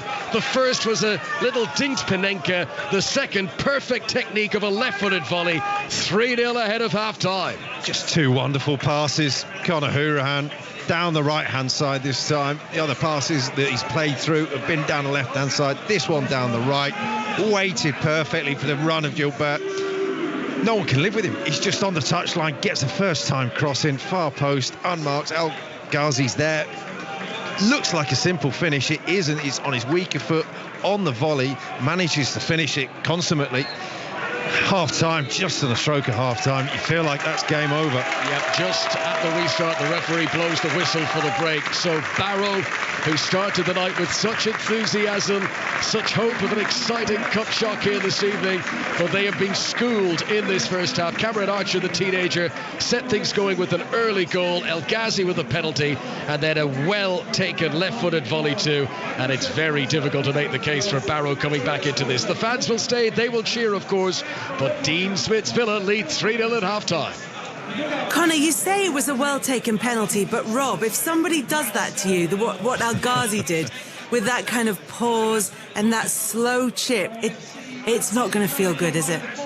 It's one of the most infuriating penalties to ever face as a goalkeeper, and I don't know how many times I stood up and waited for it to come straight to me in my career, but it wasn't enough. I should have stood up more, and that really would have been one of the moments of Paul Farman's career where he just stood, waited, and he could have trapped it. It was that gentle. He could have just put his foot on it and walked out with the ball. So very, very confident, very, very, very well done, but risky. Yeah, El Ghazi in quite a spiky mood against Barrow this evening. But the Aston Villa lead by 3-0. We'll be back with Rob Green and Conor McNamara for the second half of that game in round about 15 minutes' time. Half-time whistle gone at the match between Blackpool and Sunderland. Gary Flintoff. Kelly, Blackpool of the Championship 1, Sunderland of League 1. And then engaging first 45. Both teams content to play out from the back. The home side in front inside 10 minutes after Arsenal loanee Tyrese John Jules worked an opening for Shane Lavery to score from close range. But Sunderland level within 2 minutes. Aidan O'Brien finishing a lovely through ball from youngster Dan Neal. Chances have been few and far between since. Sunderland's Nathan Broadhead had the ball in the back of the net, but his neat control and finish was ruled out for offside, and O'Brien should have done better when through 1-on-1. Half-time here at Bloomfield Road. Blackpool 1, Sunderland 1. They're heading towards half-time in the match between Morecambe and Preston. There's been a goal, and that's Premji. Morecambe have one back, Kelly. Morecambe 1, Preston 2. It was a goal-mouth scramble. There were so many bodies headed in from close range. I think it was Sam Lavelle in the end who got the final touch. But never mind, whoever it is that scored, it is Morecambe 1, Preston 2. And we are deep into 5 minutes of added-on time at the end of the half. Off to Huddersfield against Everton. Juliet Farrington. Well, Huddersfield deserve their equaliser right on the stroke of half-time here. 1-1 against Everton. It came from a corner, fired in by Thomas. The header buried by Tom Lee, 6 yards out, past Begovic in the Everton goal. This after Alex Iwobi fired the visitors in front with a brilliant pass by Tom Davis for Iwobi to finish first time. Moise Keane thought he'd also scored minutes after Iwobi's strike, but the assistant referee had his flag up for offside, even though it looked on replay that it was very much on. So a really good second half to come here. It's Huddersfield 1, Everton 1. And it's half-time between Leeds and Crewe. Ross Heaton. It's Leeds 0, Crewe 0, and Bielsa's side dominant but far from clinical, while League One Crewe have been dogged defensively. Leeds piled on the pressure from the start. Phillips headed wide from only 6 yards out when completely unmarked. Harrison fizzed in a fierce drive which was palmed behind, and Rodrigo also saw a goal-bound shot blocked in the box. Bielsa has spent most of the half off his bucket and on his feet. At half-time, it's Leeds 0, Crewe 0. Half-time at Vicarage Road, Aaron Paul. Watford 0, Crystal Palace 0. This one has not been the firecracker I may have billed pre-kickoff, Kelly. In fact, the most exciting thing is watching Wilfred Zaha wrestle himself away from the multiple Watford players who seem to be chasing him wherever he goes. John-Philip Mateta has seen his point-blank header pushed over the bar, and I've just spent the bulk of the half thinking of the nationality of Brendan Galloway and dodging Conor McNamara randomly thrown to me. Bring on the second half quiz, that's what I say. It's Watford 0, Crystal Palace 0. Yeah, I think we've all spent a lot of that first half Googling Zimbabwean Premier League players. The half-time whistle has gone between Morecambe and Preston. Naz Premji.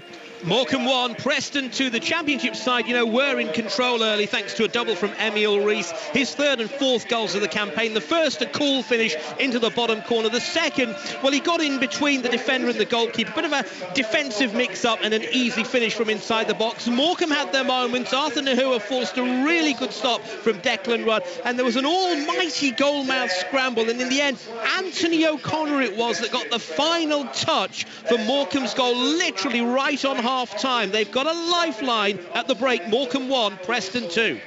Half-time as well, Sheffield United against Derby and Lee Blakeman. Half-time, Kelly. Sheffield United 0, Derby 1. Louis Sibley with a well-taken goal right on half-time. Ball in from the right, took it on the turn and drilled it into the bottom corner. Derby, you have to say, the more lively of the two teams overall here. Stretton and Hutchinson both scoffing half chances that they had. The best opportunity for Sheffield United came early on. Ollie Burke denied one-on-one by Derby keeper Ryan Alsop. Boos from the home supporters here at half-time. Slavica Jukanovic, the Sheffield United manager, looked frustrated, looked annoyed as his team's poor league form at the minute is spilling into the cup as well. No wins in the Championship, and now in the EFL Cup at half-time, it's Sheffield United 0, Derby 1.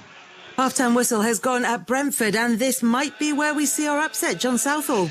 Yep, very much on at the moment. Brentford 0, Forest Green 1, the leaders of League 2. Forest Green thoroughly deserved the lead. Brentford have looked very much like a side who've made 9 changes, very disjointed. The goal from Jack Aitchison, really good work from Nicky Caden, found Aitchison, and he smashed it in. His first goal since he returned to the club. He's on loan from Barnsley. Just before that, his keeper Lewis Thomas pulled off a brilliant double save. Jake Young and Jesh Marsh have also both gone close. Brentford, very lacklustre. Saman Godos header wide. A rare moment for them, that was threatening. So the League 2 leaders ahead, 5 wins from 5 so far this season. This was their 16th goal. We were warned. 600 fans are celebrating at the moment. Brentford 0, Forest Green Rovers 1. Graham Potter, former Swansea boss, has taken his Brighton side to Cardiff, and Carl Roberts is watching. And they lead 1-0, Kelly. It's a scrappy game. Loads of changes for both sides. No surprise. Maybe Jakob Moder scored the first chance of the game after 9 minutes to put Brighton ahead. A lovely through ball from Enoch Mwepu. And Moder kept his head to put his side ahead. Cardiff captain Sean Morrison was a surprise inclusion for this game. He's gone off injured, and Mick McCarthy might regret picking him, as Cardiff have got a big 7-side derby here against Bristol City on Saturday. Cardiff City, they've scored 8 league goals this season, all headers. Their best chance was a flying header from James Collins in the last minute of the half, but it went wide. Cardiff 0, Brighton 1.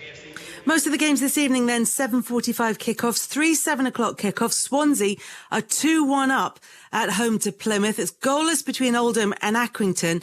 Norwich taking on Bournemouth. And Sohail Sahi, I don't know if you remember, right at the start of the evening, I suggested that these two teams might be close. I'm gonna surprise you here, Sohail.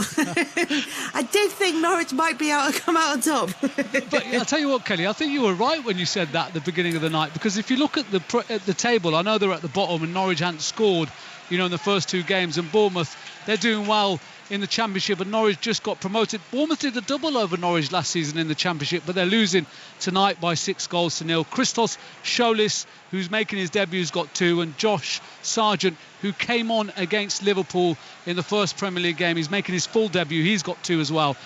Easy, very, very comfortable for Norwich. On my little notepad in front of me, Bournemouth haven't created one chance, haven't had one shot on target. Norwich 6, Bournemouth 0. Thank you very much for that, Sohail. 8 o'clock kickoff between Nottingham Forest and Wolves, and Kelly Summers is watching.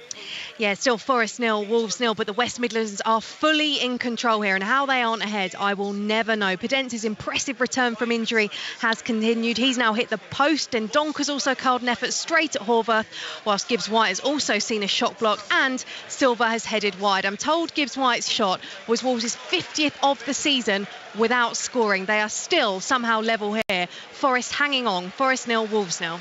Yeah, Wolves absolutely desperate for a goal. Kelly will keep us up to date with that one with a few minutes to go until the half-time whistle goes. Let's bring you up to date with the results we haven't given you yet. Half-time whistle's gone then across the EFL in those 7:45 kickoffs. Birmingham are at home to Fulham, and Fulham lead that one by 1-0. It's Gillingham 1, Cheltenham 1.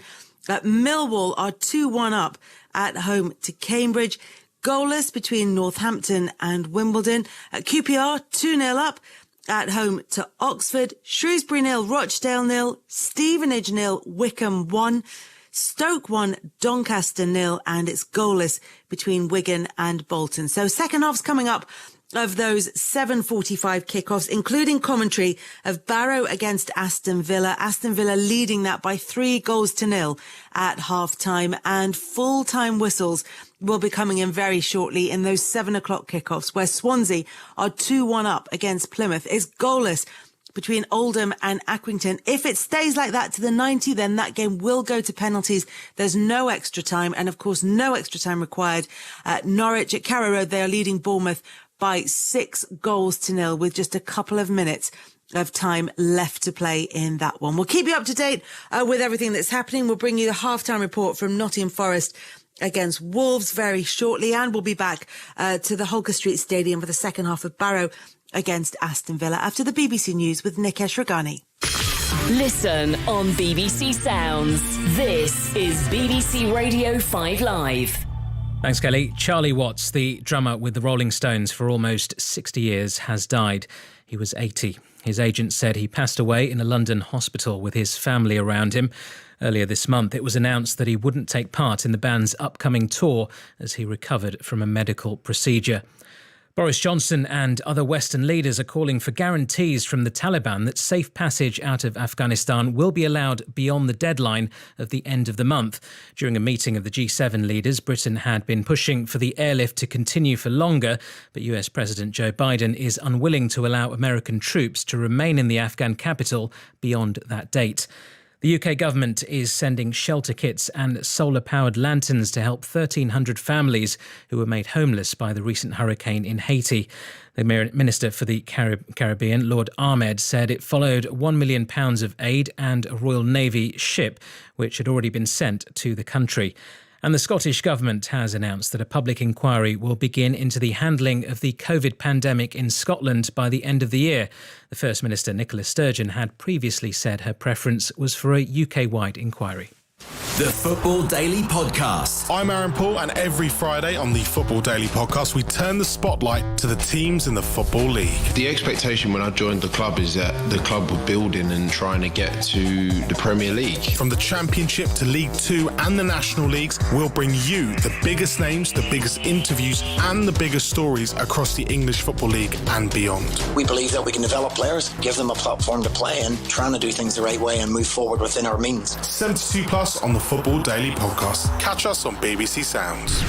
This is 5 Live Sport with Kelly Cates.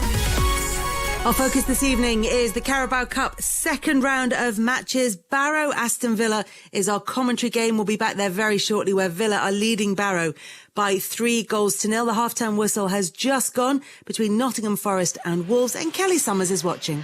Yeah, Kelly, it's half-time, and somehow it is still Forest 0, Wolves 0. Wolves have had 10 shots to Forest 1, 74% possession. Now, despite making 7 changes, they have totally dominated the Championship side. One of those changes was Daniel Podence. He could have had 4 himself.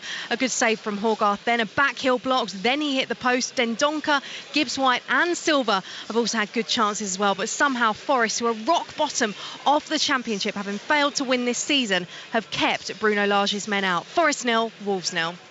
Kelly, thank you very much for that. So 45 minutes still to go in that one. It looks like Swansea have wrapped it up in one of the 7 o'clock kickoffs. They've gone 3-1 up against Plymouth, 79 and 86, the timing of their second and third goals in that one. They left it late, but it looks like they have sealed the victory. Meanwhile, it looks like it's going to penalties between Oldham and Accrington. They're into time added on in that one, and it is still goalless. Norwich against Bournemouth is nearly all over, but as far as the scoreline is concerned, it pretty much is. Norwich are leading Bournemouth by 6-0. We'll bring you the full-time reports as soon as we get them. Meanwhile, they're getting ready to get underway at the Hugger Street Stadium. It's Barrow against Aston Villa. Rob Green and Conor McNamara are your commentary team there. Rob, there's not too much that Mark Cooper, the Barrow boss, could say at half-time for his players to come back into that game against Aston Villa. Is it that classic of, just don't lose the second half? I think they take what they can out of the game. Yeah, exactly, Kelly. And other than bring the 2 goalkeepers on, keep the score down. I think it's going to be a tough ask for them in the second half, just to keep motivated, just to keep the heads. And the trouble is, they have this identity of playing the way they do, and it leaves them exposed and it leaves them vulnerable, and they've been punished for that at times. And so that confidence can ebb away very, very quickly when you're up against players who are just bigger, quicker, stronger and better than you. So it's going to be a tough ask for them to keep going. They've got a full house here, so you hope for their sakes that they do. Yeah, it doesn't sound as though it sort of dimmed the enthusiasm of the crowd very much. No, they've found their pantomime villain in the referee, as you might expect, and it's one that they had that one moment where it might have been a penalty. The referee had a great position. They saw it, he saw it, but you know what? They're here. It's a full house. You think about the history of the club, where they've been for 50 years and where they are now. It's stuff of dreams for them at the moment. So just enjoy the evening while they can. They're trying to enjoy the evening while they can, but they are trailing by 3-0 as they go into the second half. Of the players out, Connor? Yes, we're about to get started. Kelly, no changes that I can see in personnel over the break. We've had high drama here, Kelly, at halftime. High drama indeed. We told you about the piece of strip lighting that had been dislodged by Zanzala's shot that hit the roof of the stand. It was dangling, hovering. Rob described it like a lightsaber.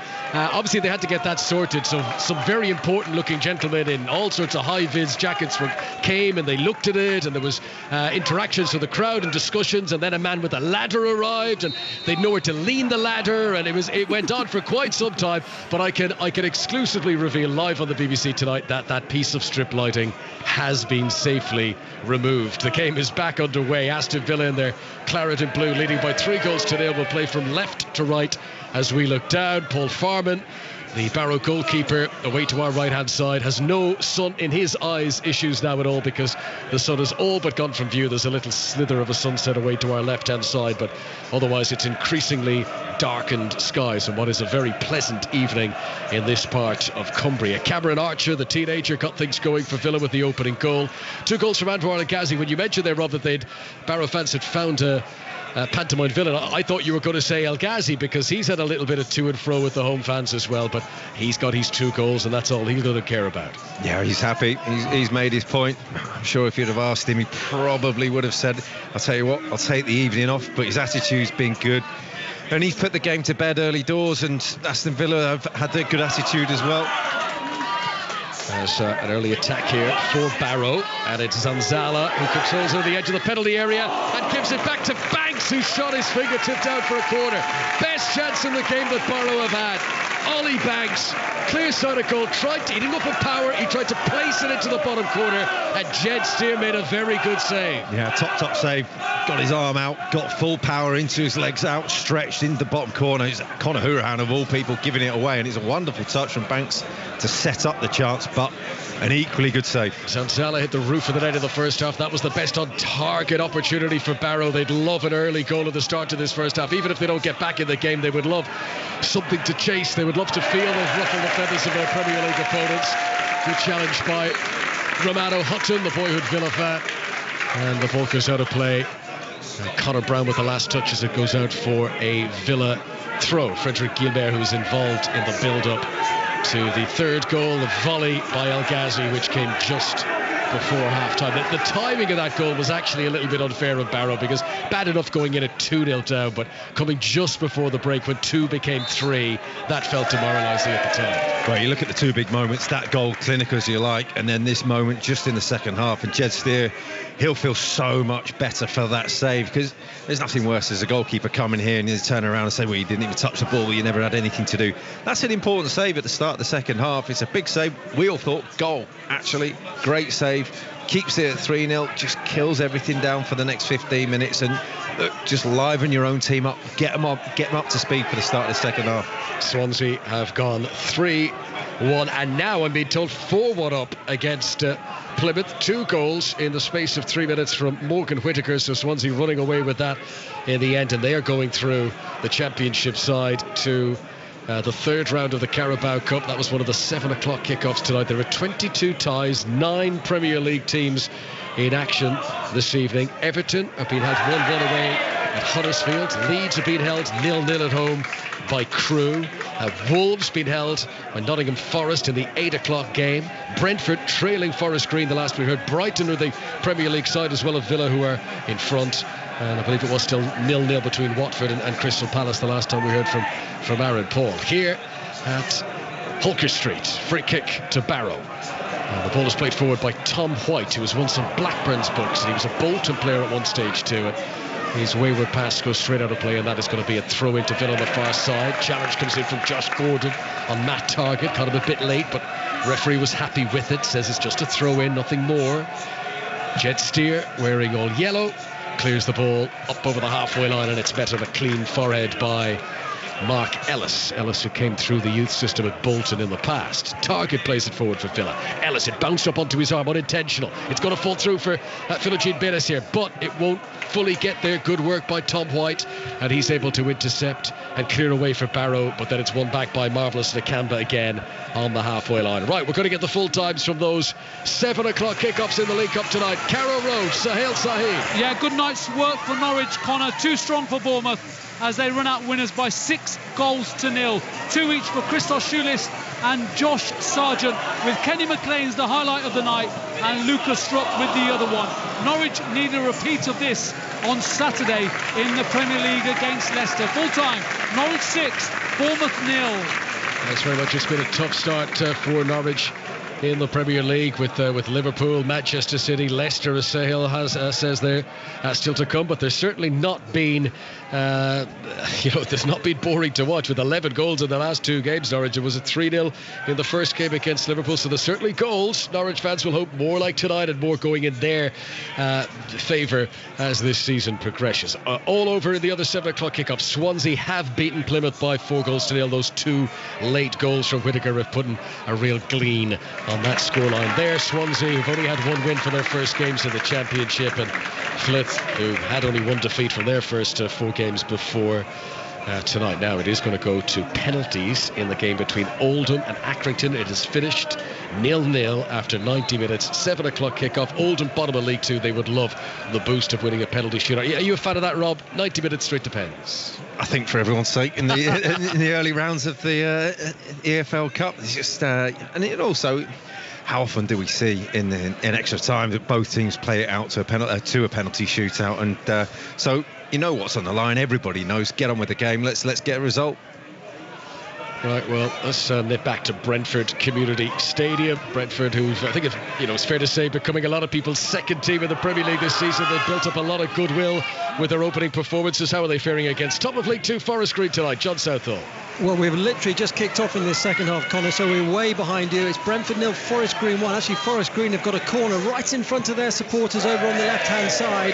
And Brentford made 2 changes at half-time. Thomas Frank, I can imagine that was a lively place to be in that dressing room at half-time. Sergi Canos has come on for Roesleb and Frank Onyeka for Mads Bidstrup. So 2 Premier League starters are on to try and come and save Brentford. Brentford 8th in the Premier League, trailing the League 2 leaders Forest Green by 1-0.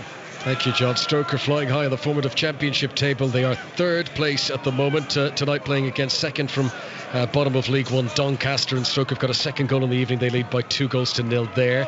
We've had 3 goals here at Barrow, all of them for Premier League Aston Villa. 3 goals as well at Morecambe. Naz Premji.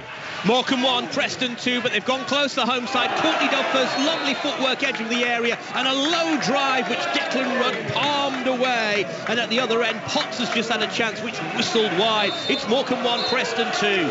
Can Crystal Palace get their first win of the season in all competitions tonight? They are at Watford. Aaron Paul. Watford 0, Crystal Palace 0. Watford with the best opportunity of this game so far. A ball in from the right-hand side, floated in. The Crystal Palace back line just stood still as Watford attacked, and there was William Troost-Ekong who headed it down towards goal. But a fabulous reaction save from Jack Butland in the Crystal Palace goal, just to keep this one at 0-0. Thanks very much. Here is a free kick to Barrow, which Banks is going to take. Left wing, plays it in with a lot of whip, and the ball is headed away and out for a corner. The Barrow fans like that. They are cheering. Let's go for an update at Huddersfield. Juliet Berrington. Where Everton have just wasted a corner. They're attacking the stand with their own fans, which is absolutely packed full of Evertonians tonight, but it's Huddersfield who almost went in front. Fraser Campbell putting a header wide, connecting with the cross, diving header, Begovic at full strength. Almost went in. It's still Huddersfield 1, Everton 1. Thanks, Juliet. Good delivery from the corner from Ollie Banks. He's got a sweet right boot at him, and here he is having a shot from the edge of the penalty area. The ball came to him. He was a crossing position, really. He decided to have a pop.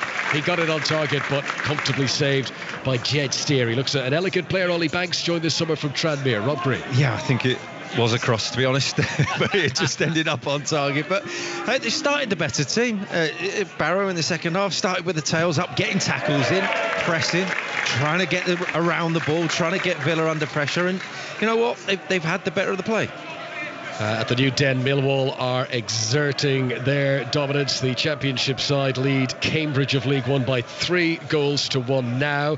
As we go for an update to Bramall Lane. Any respite for the Sheffield United fans? Lee Blakeman. There has been a response, Connor. Sheffield United level 5 minutes into the second half. Ball in from the Sheffield United right. Powerful header by Freeman. Buried it past Ryan Alsop in the Derby goal. Could that be the goal that we were kind of talking about in the first half, Connor? One to kickstart Sheffield United's disappointing season so far. Sheffield United 1, Derby 1 in the Cup. Right, they've come from behind to be level. We'll be back to Lee Blakeman to see if any further developments there. Let's go to Blackpool Sunderland. Gary Flintoff. It remains Blackpool 1, Sunderland 1, but Blackpool with a couple of chances from the edge of the penalty area. Reece James shooting wide and Sonny Carey shooting over. As Sunderland come forward, and the shot is deflected in, and it's Aidan O'Brien with his second of the night. He was at the corner of the box, went for goal, took a deflection, past the goalkeeper Dan Grimshaw. It's Blackpool 1, Sunderland 2. That's good timing. Gary Flintoff as the goals continue to roll in the second half of these League Cup second round games. Another at the Cardiff City Stadium. Carl Roberts. And it's Brighton who've got their second. Cardiff 0, Brighton 2, and it's the Swiss striker Zakiri benefiting from a lovely through ball from young Taylor Richards making his debut. He was lucky to still be on his feet after a wild challenge from Wales international Will Vokes. He got a yellow card. Zakiri got the goal. Brighton lead 2-0. And a chance at Morecambe. Naz Premji. Morecambe 1, Preston 2. It was a Preston chance. Daniel Johnson with a super drive, left-hand edge of the box, and the keeper Andreasen made up for his earlier mistake. Lovely save round the corner. Morecambe 1, Preston 2. Thanks for not missing any live action here. Frederick Gilbert is down receiving treatment inside the Aston Villa penalty area. 2 members of the Villa medical staff have come out. He's sitting up. I think he's going to be okay, but just going to take a moment to get back to his feet. This is 5 Live for the BBC. We are live in Cumbria tonight, Holker Street. It is a very tidy crowd. They've got tall, elevated floodlights beaming down on the pitch, illuminating that green grass. And the Bluebirds, wearing their blue and white shirts, are finding it difficult against Aston Villa, who've been playing very well tonight and lead by 3-1 1-0. What about Elland Road? Leeds against Crewe. Any break in the deadlock? Ross Heaton. Not as yet. It remains 0-0. Leeds still guilty of squandering chances. Rodrigo heading behind after a teasing ball from Harrison was whipped in from the left. Harrison himself fired wide, and there's a shot that's just been cleared from the 6-yard box by Sass Davis. 54 minutes gone. It's Leeds 0, Crewe 0. Aston Villa have got Brentford, Dean Smith's old club, on Saturday in the Premier League. It's our commentary on 5 Live, 3 o'clock on Saturday. It's Chelsea away after that for Villa. That will be after the international break, followed by Everton at home. For Barrow, well, they've got Bristol Rovers, the visitors, here on Saturday. They play Accrington next Tuesday in the Football League Trophy. And after that, it will be a trip to Oldham in League 2. Oldham are heading towards penalties in the League Cup tonight at home to Accrington. Ball played forward by Conor Brown for Barrow towards the edge of the Aston Villa penalty area. Frende Zenzale jumped, got his head to it, but couldn't pick out a teammate. Ellis will win another header on the halfway line. Marvellous Nakamba nods it down. Game's just got a little bit scrappy here as Joe Grayson booms it over the top of the stand. Yep, they've turned it into a fight. They've gone long, they've gone early, and they're being more direct. And Aston Villa just haven't got going in this second half. We're saying in the sort of mid-period of that first half that they're just taking their foot off the gas and then scored that all-important third goal just before half-time. But they've come out much like they were in that second half of the first half, where they're just a little bit slow. Barrow have upped the game, and they're nicking a lot more balls when they're coming from the defence into midfield. We've been impressed with some of the Villa youngsters tonight. Carney Chukwuemeka, Jayden Philogene-Bodas, Cameron Archer, who has got a goal tonight. The Villa youth system has been very good lately. I mean, they managed to win the FA Youth Cup in May, Villa. They beat Liverpool in the final. As earlier on this week, the Villa under-18s beat Norwich by 10-0, so they've obviously got a lot of promising players coming through the ranks. We're seeing a few of them tonight. We may see more because a lot of youngsters on the bench. How are Everton faring now? I believe there's a bit of drama at Huddersfield. Juliet Farrington. Drama, chaos, and we still haven't resumed this game because Moise Keane has been sent off. A straight red card. The players on both sides are still surrounding the referee. I think that Sorba Thomas has got a yellow card as well. Not too sure what happened in the centre circle because it all kept kicked off. The players all bundled in, but Everton are down to 10 men. Moise Keane is sent off. Huddersfield, moments before, thought they'd scored from a corner. Matty Pearson heading in past Begovic. The referee was then surrounded by Huddersfield players after that goal was ruled out by the assistant referee. The players still haven't resumed this match. There's such deep discussion. We've also had an Everton substitution as well. Gomez has come on for Branthwaite because Everton have been so poor in this second half, and it looks like Everton are going to make another substitution. It's 1-1 here at the John Smith Stadium. We've played an hour here. Momentum with Huddersfield. It's Huddersfield 1, Everton 1. Everton down to 10 men. All right, thanks very much, Juliet. Moise Keane was on loan at Paris Saint-Germain last season. Must be a nice feeling when you leave a club and they bring in Lionel Messi in your position to replace you. I mean, you know, big shoes to fill, obviously, for Lionel. Absolutely. I would imagine Lionel Messi's feet are probably half the size of Moise Keane's, mind you, but absolutely. Right, here at Holker Street, still Barrow nil, Aston Villa 3. Barrow making a fight of it, as Rob Green alluded to earlier on. They're going to bring on some fresh legs here now. Josh Kay, he's going to come on. Joined Barrow from Chesterfield in 2018. He's a midfielder, and he's come on in place of Josh Gordon, who's been full of running. He's really put himself about tonight. He's given away a few free kicks, but he's tried to be as much of a wasp as he can to the Villa defenders. Yeah, him and Zanzala are trying to get some sort of understanding. New player into the club. Josh Kay coming in. He's one that, not the same sort of player, but one that will, I think, leave Zanzala up on his own a bit more, try and fill that midfield in a bit more, but they need people in around Zanzala because he's proven a handful. Barrow 0, Aston Villa 3. Archer, 2 goals from El Ghazi. Cameron Archer, a name who won't be familiar to many of our fans, but Villa supporters will know all about him. Promising 19-year-old who spent last season on loan in the National League with Solihull Moors, and he plays on. Mentioned earlier on that Villa don't have any senior forwards on the bench tonight, so it could be that Archer gets to play the majority of this game. Let's nip back to Cardiff and see how Premier League Brighton are doing there. Carl Roberts. Well, Brighton went 2-0 up after 10 minutes of this second half. Connor, Cardiff have had a great chance. I mentioned at half-time they've scored 8 league goals this season, all headers. They've had another fine chance, another header. James Collins inside the 6-yard box, headed the ball down. It bounced up, hit the bar, and over the bar. It's still Brighton that lead 2-0. Right, well, all the 7 o'clock kickoffs tonight have now been resolved because the Oldham-Accrington penalty shootout has come to its conclusion, and Oldham have beaten Accrington by 5-4 on penalties. So that means Oldham are through to the third round, Norwich are through because they beat Bournemouth by 6-0, and Swansea are through, having beaten Plymouth by 4-1. The rest of the games tonight, 7:45, with the exception of the Forest Wolves game, which was an 8 o'clock start at the City Ground. Here come Aston Villa. El Ghazi rolling a good pass in front of Archer. Out comes the goalkeeper, and Archer finishes so comfortably. Oh, that oozed class. He was rolled through by El Ghazi, the keeper coming out towards him. It wasn't a particularly tight angle, but it wasn't dead on straight either, and he very confidently put it away. He's only 19, but he's a wise head on young shoulders. Excellent goal from Archer. 2 from him, 2 from El Ghazi. Villa lead 4-0 now. Excellent goal all round, Connie. It was 15-20 passes in the build up to that. I was just looking at my watch thinking it's over 15 minutes, and this is the first time that Aston Villa can get their foot on the ball, and they got it on the ball perfectly. Each pass was inch perfect, worked it up, through down the right channel, back inside. Archer timed his run perfectly, slipped the ball in, drew the keeper out, chipped it over him. A wonderful goal all round from back to front.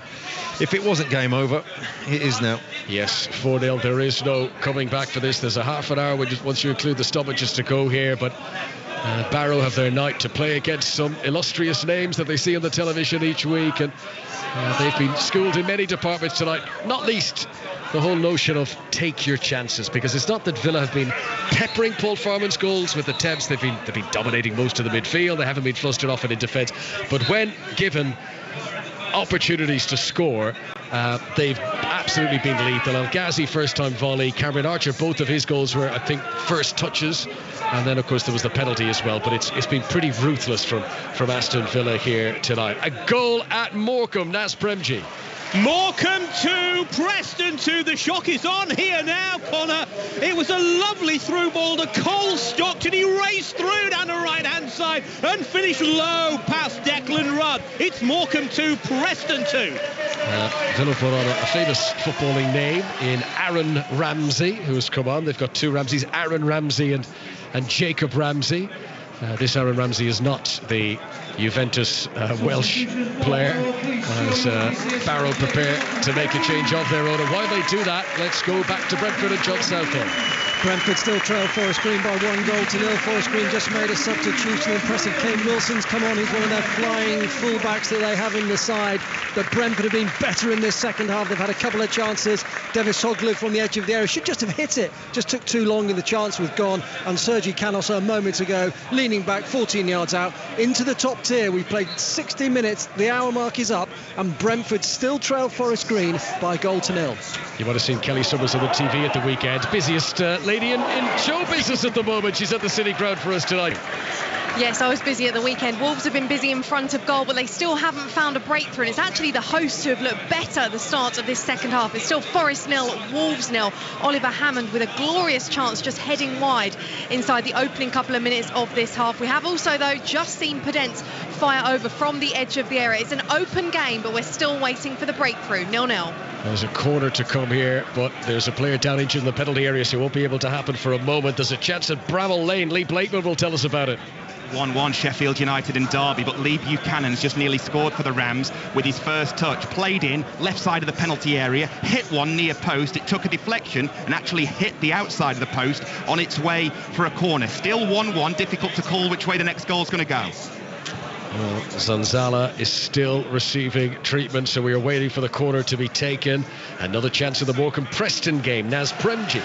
Morecambe 2, Preston 2. The home side nearly went 3-2 up, courtesy of a Preston player. Ball played in dangerously, and Greg Cunningham inadvertently nearly diverted the ball past his own goalkeeper. It went out for a corner. They are pressing. It's Morecambe 2, Preston 2. There's been a goal in the Brentford against Forest Green game. Which way has it gone? John Southall. It's gone to Brentford. We said they were getting better. Brentford won. Forest Green Rovers won on his full debut. And Wissa has scored the goal, turning 12 yards out. And he planted it into the bottom left-hand corner. Game on here now. 61 minutes played. Brentford won. Forest Green won. Thank you, John. There has been concern for Ofrende Zanzala here. Further medical staff had come onto the pitch. He's now just getting up onto his knees. I think he is going to be okay. It's just with any head injury, Rob, they want to take the extra precaution on it. More of that in a moment. Goal at Morecambe, Naz Premji. It's a third goal for Preston. Morecambe 2, Preston 3. This is a gorgeous finish from Ryan Ledson. Half volley, edge of the area. It rifled into the top corner, and they're back in front. Morecambe 2, Preston 3. 5-goal thriller there. Barrow 0, Aston Villa 4 here. But Barrow have got themselves a corner away to our left-hand side. They have sent most of their team up in around that penalty area. Ball is played in, and there's a header by Mark Ellis that wasn't too far off target, but it does sail away from it, and that is not troubling Jed Steer in the Aston Villa goal. No, they put some good balls in. Ollie Banks has been a good operator on set pieces. It's just that sometimes in the game that they just haven't utilised it enough. They've tried to play short. Well, you've got someone with a great right foot like that. Get it in the box as often as you can. Ask the question. Rochdale, by the way, are down to 10 men. I believe they're still 0-0 against Shrewsbury, but Matthew Pennington has been sent off. We go back to Cardiff against Brighton. Carl Roberts. Yeah, we're starting to see the substitutes come on now for the final quarter. Connor, Brighton lead 2-0, and we see the difference between both benches here. Brighton's bench, 2 goalkeepers, and the outfield players, 4 teenagers. 2 of them have come on, including Odell Ofire. He's the nephew of rugby legend Martin Ofire. Cardiff City, but it's Brighton who lead 2-0. Now that Matthew Pennington red card for Rochdale was for a professional foul. He was the last man. It gave away a penalty, and Jake Beasley has scored the penalty. So Shrewsbury 0, Rochdale 1. Rochdale hoping that they are going through in the League Cup tonight with half of that second period still to play at Shrewsbury. This is 5 Live from the BBC. Reminder, we've got more League Cup football for you tomorrow. We'll start our commentary at West Brom against Arsenal. There's 22 games tonight. There's only 3 tomorrow in the League Cup, but we'll follow the story should it take us to either Newcastle against Burnley or indeed Newport against Southampton, and more live football over this coming weekend on 5 Live with Aston Villa against Brentford on Saturday, and we'll bring you Tottenham against Watford 2 o'clock Sunday, and Wolves against Manchester United, which is at 4:30. Back to the City Ground. Nottingham Forest against Wolves. Kelly Summers. Yeah, still Forest 0, Wolves 0, but Wolves are preparing to bring on the cavalry. Raul Jimenez with his headband after his return from that awful head injury at the Emirates last November is readying himself to come on, as is Francisco Trancao, just as João Moutinho puts another ball into the box, which is turned behind once again for another Wolves corner. They're upping the pressure here, but it is still Forest 0, Wolves 0. With all the talk of League Cup football tonight, we shouldn't forget the one game that is taking place in League 2. Leyton Orient 0, Harrogate Town 2, a scoreline that's going down very well with Rob alongside me. Let's head back to Blackpool against Sunderland. Gary Flintoff. Yes, where the League One side lead the Championship side is Blackpool 1, Sunderland 2, after Blackpool had taken the lead through Shane Lavery. 2 goals from Aidan O'Brien either side of half-time have the Wearsiders in front. And talking of family connections, Connor, what about this? Tyrese John Jules, Blackpool striker, who set up the first goal tonight. His uncle is Danny John Jules, a.k.a. the Cat, out of Red Dwarf. Blackpool 1, Sunderland 2. I did not see that coming, I'll be honest, Gary. I was excellent stuff. Thanks very much to Gary Flintoff at Bloomfield Road there. Right, change for Barrow. Festus Arthur, a German defender who's on loan from Hull City, is coming on. He's been a regular this season for Barrow. He's come on in place of Mark Ellis. And we go back to Kelly Summers at the City Ground again, because, Kelly, we have the breakthrough, Connor. Forest 0, Wolves 1 after a dominant first half. The Premier League side have the breakthrough. It's the first competitive goal of the Bruno Lage era. Just before Raul Jimenez was due to come on, a Wolves corner has been bundled home at the far post by the central defender Romain Sace. Forest 0, Wolves 1. Thanks, Kelly. Barrow 0, Aston Villa 4, 20 minutes to play. Matt Targett allows the ball bounce in front of him. It bounced rather awkwardly, had to use his strength there, and in the end he's fortunate that it rolls to Courtney Howes. Villa, as much as anything now, these defenders who are getting their opportunity tonight, Targett, Howes, Tuanzebe and Gilbert, none of whom have played in the Premier League starting 11s this season. They would all want to keep a clean sheet tonight from here on in, with the outcome no longer really in any sort of doubt. Yeah. Just a job of professionalism now for the rest of the 90 minutes for Aston Villa. Keep the ball, keep it as well as you can. As long as you keep it, they can't score. Here comes an attack for Chukwuemeka down the left-hand side. All the way to the byline, wasn't able to deliver across into the centre. Barrow 0, Aston Villa 0. It's been some second half at Nottingham Forest. Kelly Summers. It has. Forest 0, Wolves 2. The floodgates have opened. It was a lovely move from Wolves down the right-hand side. Daniel Podence, who has been a menace all evening, broke forward, cut the ball back to Fabio Silva. His first start of the season as well, and he just tucked it home. Forest 0, Wolves 2. That's the one game tonight in the League Cup that had an 8 o'clock start. 3 games already finished. Norwich, Oldham and Swansea have booked their place in the League Cup fourth round. Let's go back to Leeds. I wonder would they fancy a cup run all the way to Wembley this season. They're hosting Crewe and Elland Road this evening. Ross Heaton. Well, they've got some work to do. It's still 0-0. Leeds still frustrated by a spirited and organised Crewe side. Harrison rocketed an effort just wide from Rage, and striker Patrick Bamford has now been brought on by Bielsa. 70 minutes gone. Leeds 0, Crewe 0.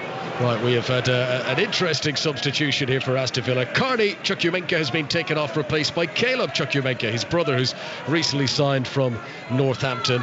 Chukwuemeka, who, well, he just made a burst and maybe looked a little bit tired towards the end of it there, but I've been impressed with him tonight. He looks a player with a bright future ahead of him. Aston Villa have got a free kick just outside the penalty area. They attack left of centre. Conor Howrahan is standing over it. Villa looking for their 5th goal of the night, with their place in the next round already looking assured. Howrahan goes for the top corner, and he hits it marginally too high, and it bounces off a stanchion behind that goal, and a goal kick to Barrow. Rob Green. He scored one of them past me a long time ago, playing for Barnsley, touched it to the side, and he hits it so well. It just feels like it's miles away from me because he can bend it so far. It was a brilliant finish for me. Couldn't replace it. This is 5 Live for the BBC. And a night in which no sprinkle of cup magic for Barrow, as they have found themselves really treading water for long periods against Premier League Aston Villa. 74 league places between them. Villa with the 10 changes tonight.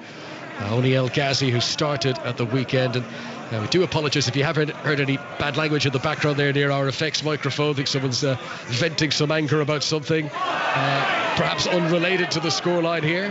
Hopefully that didn't come across at home. But Barrow have got possession on the right-hand side as they come in the attack. Can they get some sort of a confidence-building goal for them to bring into their game against Bristol Rovers here on Saturday? Yeah, they've just got to keep going, haven't they? Use the subs, use them well. Villa on the attack again. Oh, this could be another one. Philogene Spinas. Out comes the goalkeeper. Great save, Farman. Loose ball's going to fall to Gilbert, and he'll follow up. The goalkeeper was out of his goal mouth. He's been hurt in the process too, Farman. He made a brilliant stop to deny the teenager, but the French defender, Frédéric Guibert, he has been rewarded for an impressive performance tonight. He was involved in setting up the El Ghazi goal in the first half. He's now got a goal of his own. He's yet to score in the Premier League. He hasn't scored in the FA Cup either. His only goals have been in this competition in a Villa shirt. And Frédéric Guilbert has made it Barrow 0, Aston Villa 5. Another breakaway from Aston Villa, 2v1, ball across the edge of the box. And we're saying how clinical that they've been so far in the game. And this was the one time that Philogene Podence should have and could have finished it. It was a great save out at the feet by Paul Farman, but fell to Gilbert, and it just took a touch. Had all the time in the world because the defender just tracked back onto the goal line, picked his spot, finished it, and yeah, another attack, another goal. Aston Villa in cruise control. Yeah, it's becoming a drubbing now. Paul Farman, the goalkeeper, is still down receiving treatment. We're not sure if he's going to be able to continue. This could get worse before it gets any better for Barrow. But, you know, you've got to credit Aston Villa. You look over the last 12 months or so, the end of the previous season, they just survived relegation. And really, you look at where they've come from then over the last 12 months. it's fair to say they're one of the most improved teams in the Premier League. I know West Ham could be in that conversation as well, but Dean Smith has done a superb job. It's been amazing. I mean, by hook or by crook, they stayed up in that season. The goal at home against Sheffield United was seemed critical by the end of the league table, looking at it there, but they've only ever looked up since then. And I don't think they're the finished article in terms of this season. There's still a lot of question marks over the first team, how they're going to play, where people are going to play. But on the strength of this performance, they've certainly got a lot of backup players who will hold their own in that first team. And of course they did lose Jack Grealish this summer, and he'd become their talisman, albeit a young player, but he was the face of Aston Villa on the pitch, wasn't he? Recruitment, though, spending much of that money to replace him. Buendia, Ings, Leon Bailey, who's come from Leverkusen. The purchasing has been good, and if Grealish, as good as he is, if he's still just one player, those three can all add to what Dean Smith's options are. Yeah, and you look at Aston Villa and what they've done.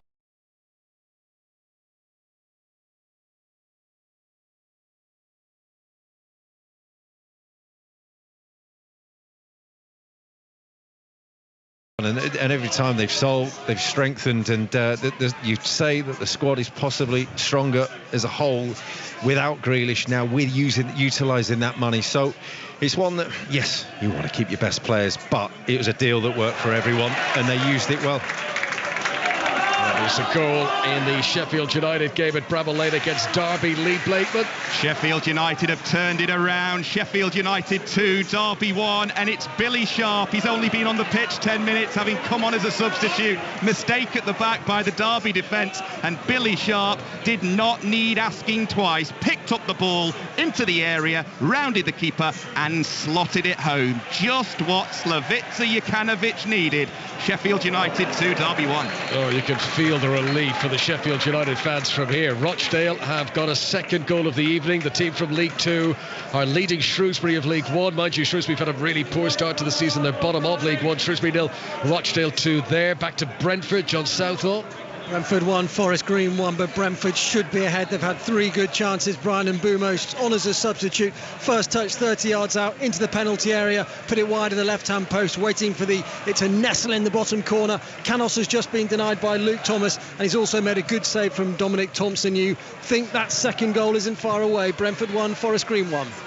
And there's been an impressive second half comeback by Stevenage. They trailed Wycombe at half-time by 1-0. It's now Stevenage 2, Wycombe 1, both of those teams in League 1. Time we checked back in at Watford against Crystal Palace. Aaron Paul. Watford 0, Crystal Palace 0. Chances have been few and far between. But Christian Benteke has just fired a fabulous effort in at the near post, in towards Ben Foster, the veteran keeper, low down to his left to parry it away. With 12 minutes away from potential penalties here, Connor, and I'll tell you something, I think we might be heading there. It is Watford 0, Crystal Palace 0. We'll be with Aaron Paul for that shootout if it does happen. What about Everton? They were 1-1 against Huddersfield, perhaps heading towards a shootout of their own and playing with 10 men. Juliet Farrington? Well, not at the moment they won't, because they've retaken the lead here at the John Smith Stadium with 11 minutes of this tie remaining. And Ross Townsend, the goal scorer. It was Gomez to Townsend to the back of the net, and it certainly lifted the Everton fans, who they are at the end, the stand that Everton were attacking. It's certainly given them something to shout about. So 10 minutes of this cup tie remaining. It's Huddersfield 1, Everton, the 10 men 2. What's the latest from Blackpool Sunderland? Gary Flintoff. 9 minutes to play. Mini shock remains on the cards. Blackpool 1, Sunderland 2, but Blackpool have thrown on last season's leading goal scorer Jerry Yates, and he almost found an equaliser. Great save by the Sunderland youngster Anthony Patterson at his near post as Yates appeared about to be making it 2-2, but it was a really strong hand. Blackpool 1, Sunderland 2.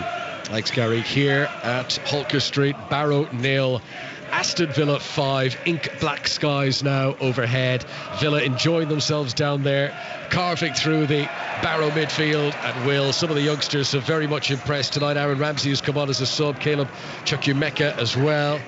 And the 2 goals for Cameron Archer will certainly generate a few headlines for him as well. Goal at the Brentford Community Stadium. John Southall. We said it was coming. Brentford 2, Forest Green 1. Lewis Thomas couldn't do anything about this one. Made a couple of great saves a few moments ago, but couldn't stop the substitute, Brian Mbumo, with a header at the far post. And Brentford have come from behind. Brentford 2, Forest Green 1.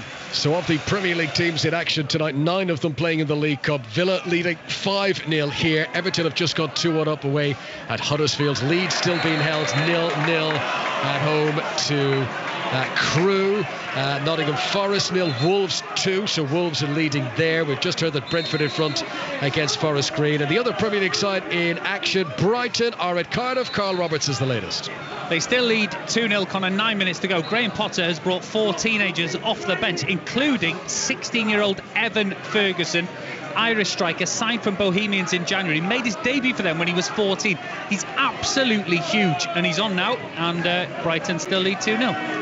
Thanks very much. Let's go back to Leeds. Leeds against Crewe, Elland Road, Ross Heaton. And Leeds finally have the breakthrough. Calvin Phillips tapping in a vicious Jack Harrison corner at the near post. It's really tough on the visitors. 79 minutes gone. It's Leeds 1, Crewe 0. Right, there is a free kick here for Aston Villa, and a change coming as well.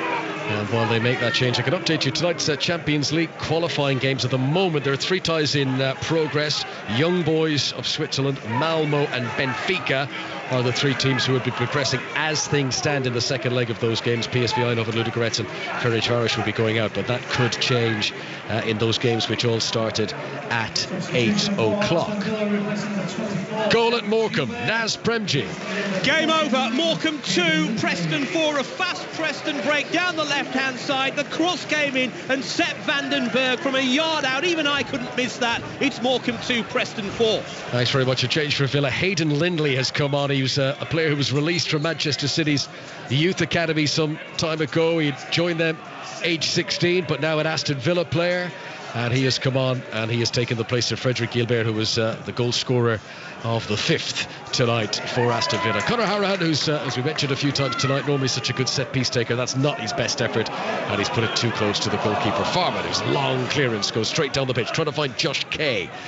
Barrow's 3rd highest goal scorer last season.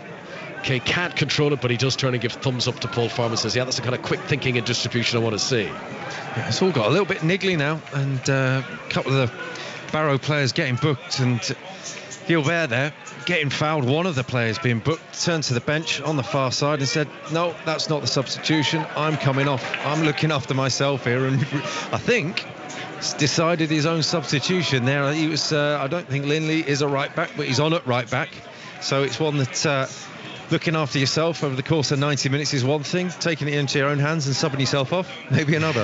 Yes, Hayden Lindley, who I believe, do you remember last season when Villa had their COVID problems? I think he was one of the youngsters who was in the squad to take on Liverpool. They were beaten by a strong Liverpool team who put out, you know, all the regulars, the Mo Salah and all the rest of it. But that young team did very well. Lindley was one of those youngsters. As here comes Aaron Ramsey into the penalty area, and now he lays it off to Philogene Berais, and then he tries to shoot. Good defending in the end to just shield that shot away for the target, and in the end it goes out for a, I was going to say corner for the referee's pointing, but the players are all making it look like it's going to be a goal kick, and goal kick it will be.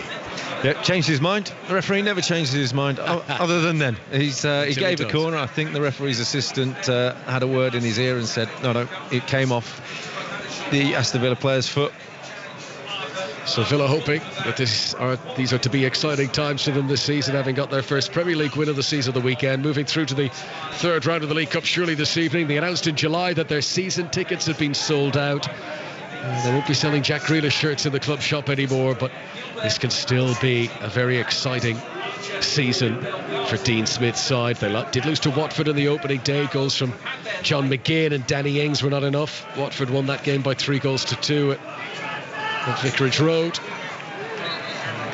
Interesting to see how they do get on when they host Brentford in the Premier League on Saturday, a game you can listen to here on 5 Live. Right, free kick to Villa on the halfway line. Matt Targett takes it, looks up and sees that Hayden Lindley's got loads of room here on the right. Lindy, wearing number 49, controls on his instep, plays it forward to Philogene Bidas. Now he's turned onto his left foot. It's a great turn. The shot was so wild it nearly became a shot. That's a cross. It was a skewed attempt, and in the end Archer tried to head it on towards the goal and he was off target. But well, Philogene Bidas did everything right in the build-up. The shot just let him down.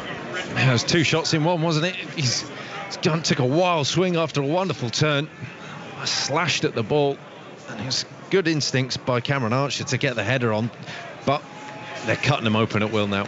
Right, is there to be a few late goals in the League Cup tonight? Let's go to Blackpool. Blackpool against Sunderland. Gary Flintoff. Oh yes, Connor, late goal here at Bloomfield Road. The home side are level. Blackpool 2, Sunderland 2, and it was that man I mentioned before, Tyrese John Jules, who set it up. Great run down the right, pulled it back for Josh Bowler, 12 yards out, have to score, did score. 3 minutes to play, Blackpool 2, Sunderland 2. So that's another that could be going to penalties. A red card at Brentford, John Southall. And it's going from bad to worse for Forest Green. Brentford 2, Forest Green Rovers 1, and Abu Adams has just been sent off, sliding in with a challenge on Vitali Yana. It looked like a 50-50 challenge, but the studs were high, they were up, and off he went, straight red. Brentford 2, Forest Green 1. Aaron Paul, you've waited for this. I promise you, me and the other 15,000 in here at Vicarage Road have just woken up from the longest sleep ever. Ball in from the left-hand side, and there was Ashley Fletcher. He just popped up. No one from Crystal Palace saw him, neither did Jack Butland, and he just tacked in at the back post, and the roof flew off Vicarage Road because 4 minutes to go. It's Watford 1, Crystal Palace 0, and I never thought this goal would come, Connor. On the cusp of penalties, Watford look to have booked their place in round 3, but it's not over yet. Here at Barrow. Barrow nil, Aston Villa 5. Axel Tuanzebe on loan from Manchester United, who came on as a sub against Newcastle on Saturday. He was a Europa League runner-up with Manchester United last season, came on as a sub in the Europa League final as well, that defeat to Villarreal. Tuanzebe, still young, and he feels he's been around for a few years. He's made 50 appearances in the Premier League. He is still just 23 years of age. Right, chance here for Barrow. Josh Kay down the left hand side. Oh, he just sort of stood on the ball as he tried to cross it. He got into the position. Kind of sums up Barrow's night. Full of endeavour, just lacking the quality, and he's unable to deliver a cross of any substance. Here comes Philogene Bidas again, and he rolls in front of Archer. Archer's on a hat-trick, remember, into the penalty area, tries to get it onto his left boot. Philogene Bidas gets involved in the move once again. Barrow have device in the back of their head. Here is Archer, that is the hat-trick, a night that he will never forget. Cameron Archer, 19 years of age, runs off to the Aston Villa fans, who absolutely love his contribution tonight. It is 6-0 to Aston Villa, and the striker Cameron Archer secures his hat-trick. What a night for the young man, a hat-trick, but it'll take a great bit of applause for Philogene Bidas. His run and then the willingness to overlap, and he actually picked up on Cameron Archer's touch, which was too far, came back and just waited for Cameron Archer to be in the right spot at the right time, bisected a 6-yard ball between 3 Barrow players, and it just rolled perfectly into his path. He's got 3 goals, 2 of them have been wonderful, just team moves, one of them a clinical finish. That was all about Bidas. He is a hat-trick hero, but he will be thanking Philogene Bidas. I mean, the acceleration of Bidas, who played a great pass from, and he didn't sit back and admire it. He played the pass, and then he got involved in the move again. Yeah, there's been 2 or 3 times in this game where he's just turned and gone. And even the Barrow fans here stood up in front of us have just looked at each other and open-mouthed and just in complete admiration of it. Late goal at Blackpool, so there won't be penalties, Gary Flintoff? Well, it doesn't look like it, Connor. Chaos at the seaside. Blackpool had a great chance to win it. Richard Keogh's header straight at the goalkeeper at one end, and then Sunderland have gone down the other. And would you believe, Aidan O'Brien, who's already scored twice tonight, was there to finish off a flowing move. So the League One side looked to be going through. Blackpool 2, Sunderland 3. So a hat-trick for Aidan O'Brien there, hat-trick for Cameron Archer here. Aston Villa leading Barrow by 6-0, and Conor Howran is down inside the Villa penalty area and slow to get back up to his feet. Villa, who finished 11th in the Premier League last season, their highest position in a decade. Not so long ago, of course, they got to the League Cup final. They were beaten a couple of years ago. Let's go back to Leeds. There's another goal at Ellen Road. Ross Heaton. All over now. Leeds 2-0 in front. Jack Harrison just scooped the ball over Jääskeläinen and in after he was brilliantly teed up by Bamford. 87 minutes gone. Leeds 2, Crew 0. Thanks very much. So Barrow 0, Aston Villa 6 here. Rob Green, hindsight is always 2020. Having seen how the game has panned out, was Mark Cooper right to deploy the tactics he did tonight? They tried to take the game for Villa. They have been stung, but I'd imagine he's quite happy to go down fighting as opposed to any other sort of timid approach. I don't think they were ever going to be in this game. Hand on heart, they've come up against a team that have applied themselves really well and plenty of quality throughout, and they've shown that. And if that old saying, if the Premier League team turns up and shows the right attitude, they're going to win the game. They have. So, it's learning. What do you learn from this game from Mark Cooper and these players? What do you understand? What do you understand about yourself, the opposition? That's all they can do from this. It's been a big night for them. Unfortunately, it's going to end in a big defeat. Last season, Barrow's top scorer was Scott Quigley. He got 15 league goals. It was at least 9 more than anyone else in the team.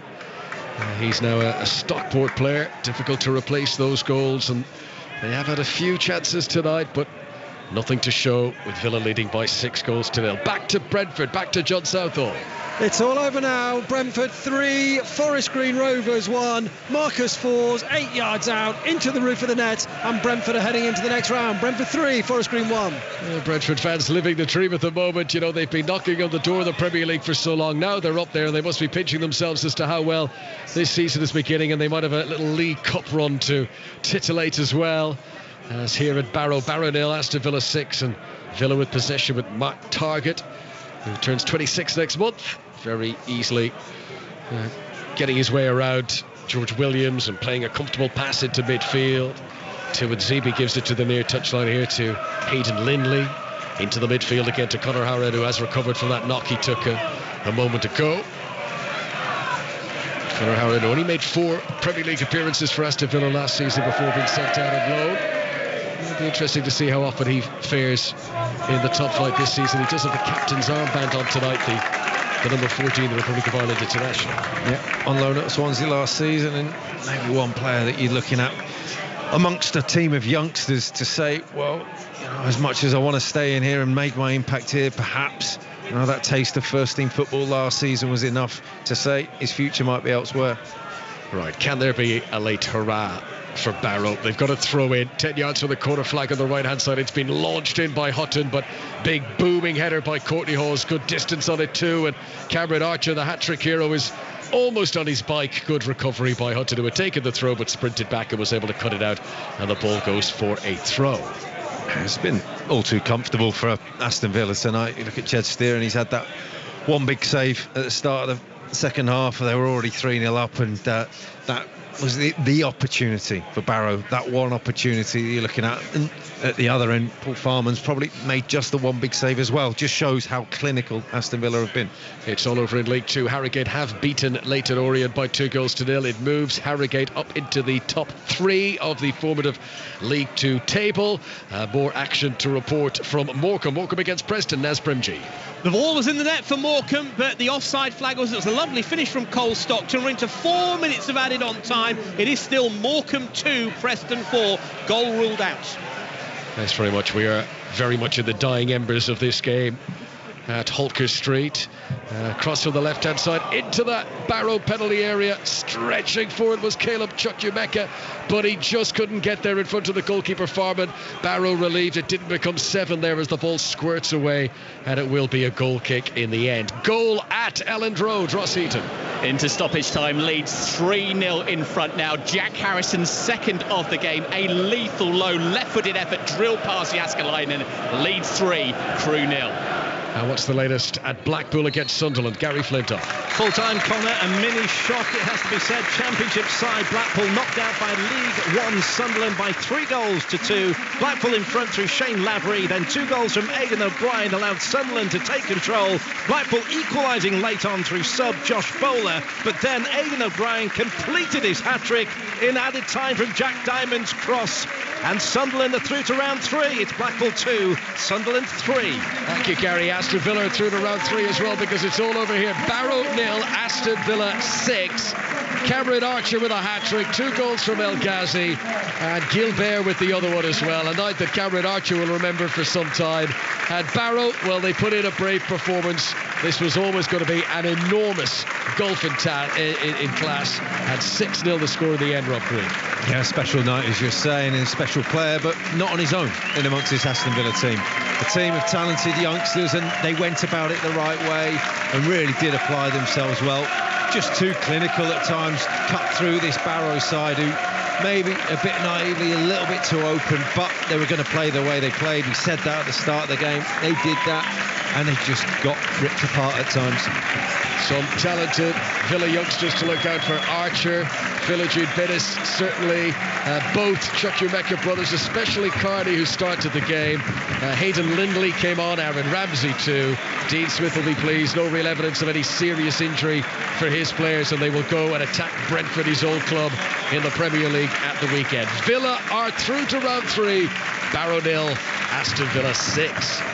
Conor, for now, thank you very much. We'll be back to Conor McNamara and Rob Green for more reaction to that big win for Aston Villa in the EFL Cup's second round. But great to hear the Barrow crowd at the end making themselves heard loud and clear in support of their players. Their full-time whistle has gone at the match between Huddersfield and Everton. Juliet Farrington. And it's the Everton fans who are celebrating and applauding their much-changed team tonight, because they've come through this cup tie winning 2-1 against Huddersfield. Believe me, though, it wasn't great. Salvaged by some brilliant work by Andre Gomez. He played a 1-2 with Iwobi, and then Andros Townsend finished off high into the roof of the net to get the Evertonians off their seats with 10 minutes to go. Townsend then got cleaned out by Naby Sarr, who got a yellow card for it right in the Everton technical area. And this with 10 men after Moise Keane got a straight red card on the hour. He doesn't get many starts, does Moise Keane, and he got sent off in this tie. Huddersfield equalised on the stroke of half-time to unsettle their Premier League opponents as Everton coming off the pitch now, but they caused them so many problems throughout. They bullied them. Both teams had goals ruled out as well, and both those goals they seem to look okay too. So it's been one of those nights. Everton, they've negotiated their way through this tricky cup tie. It proved to be quite challenging for them. Huddersfield 1, Everton 2. Off to Watford now, and there was a goal, Aaron Paul, but it was a long time coming.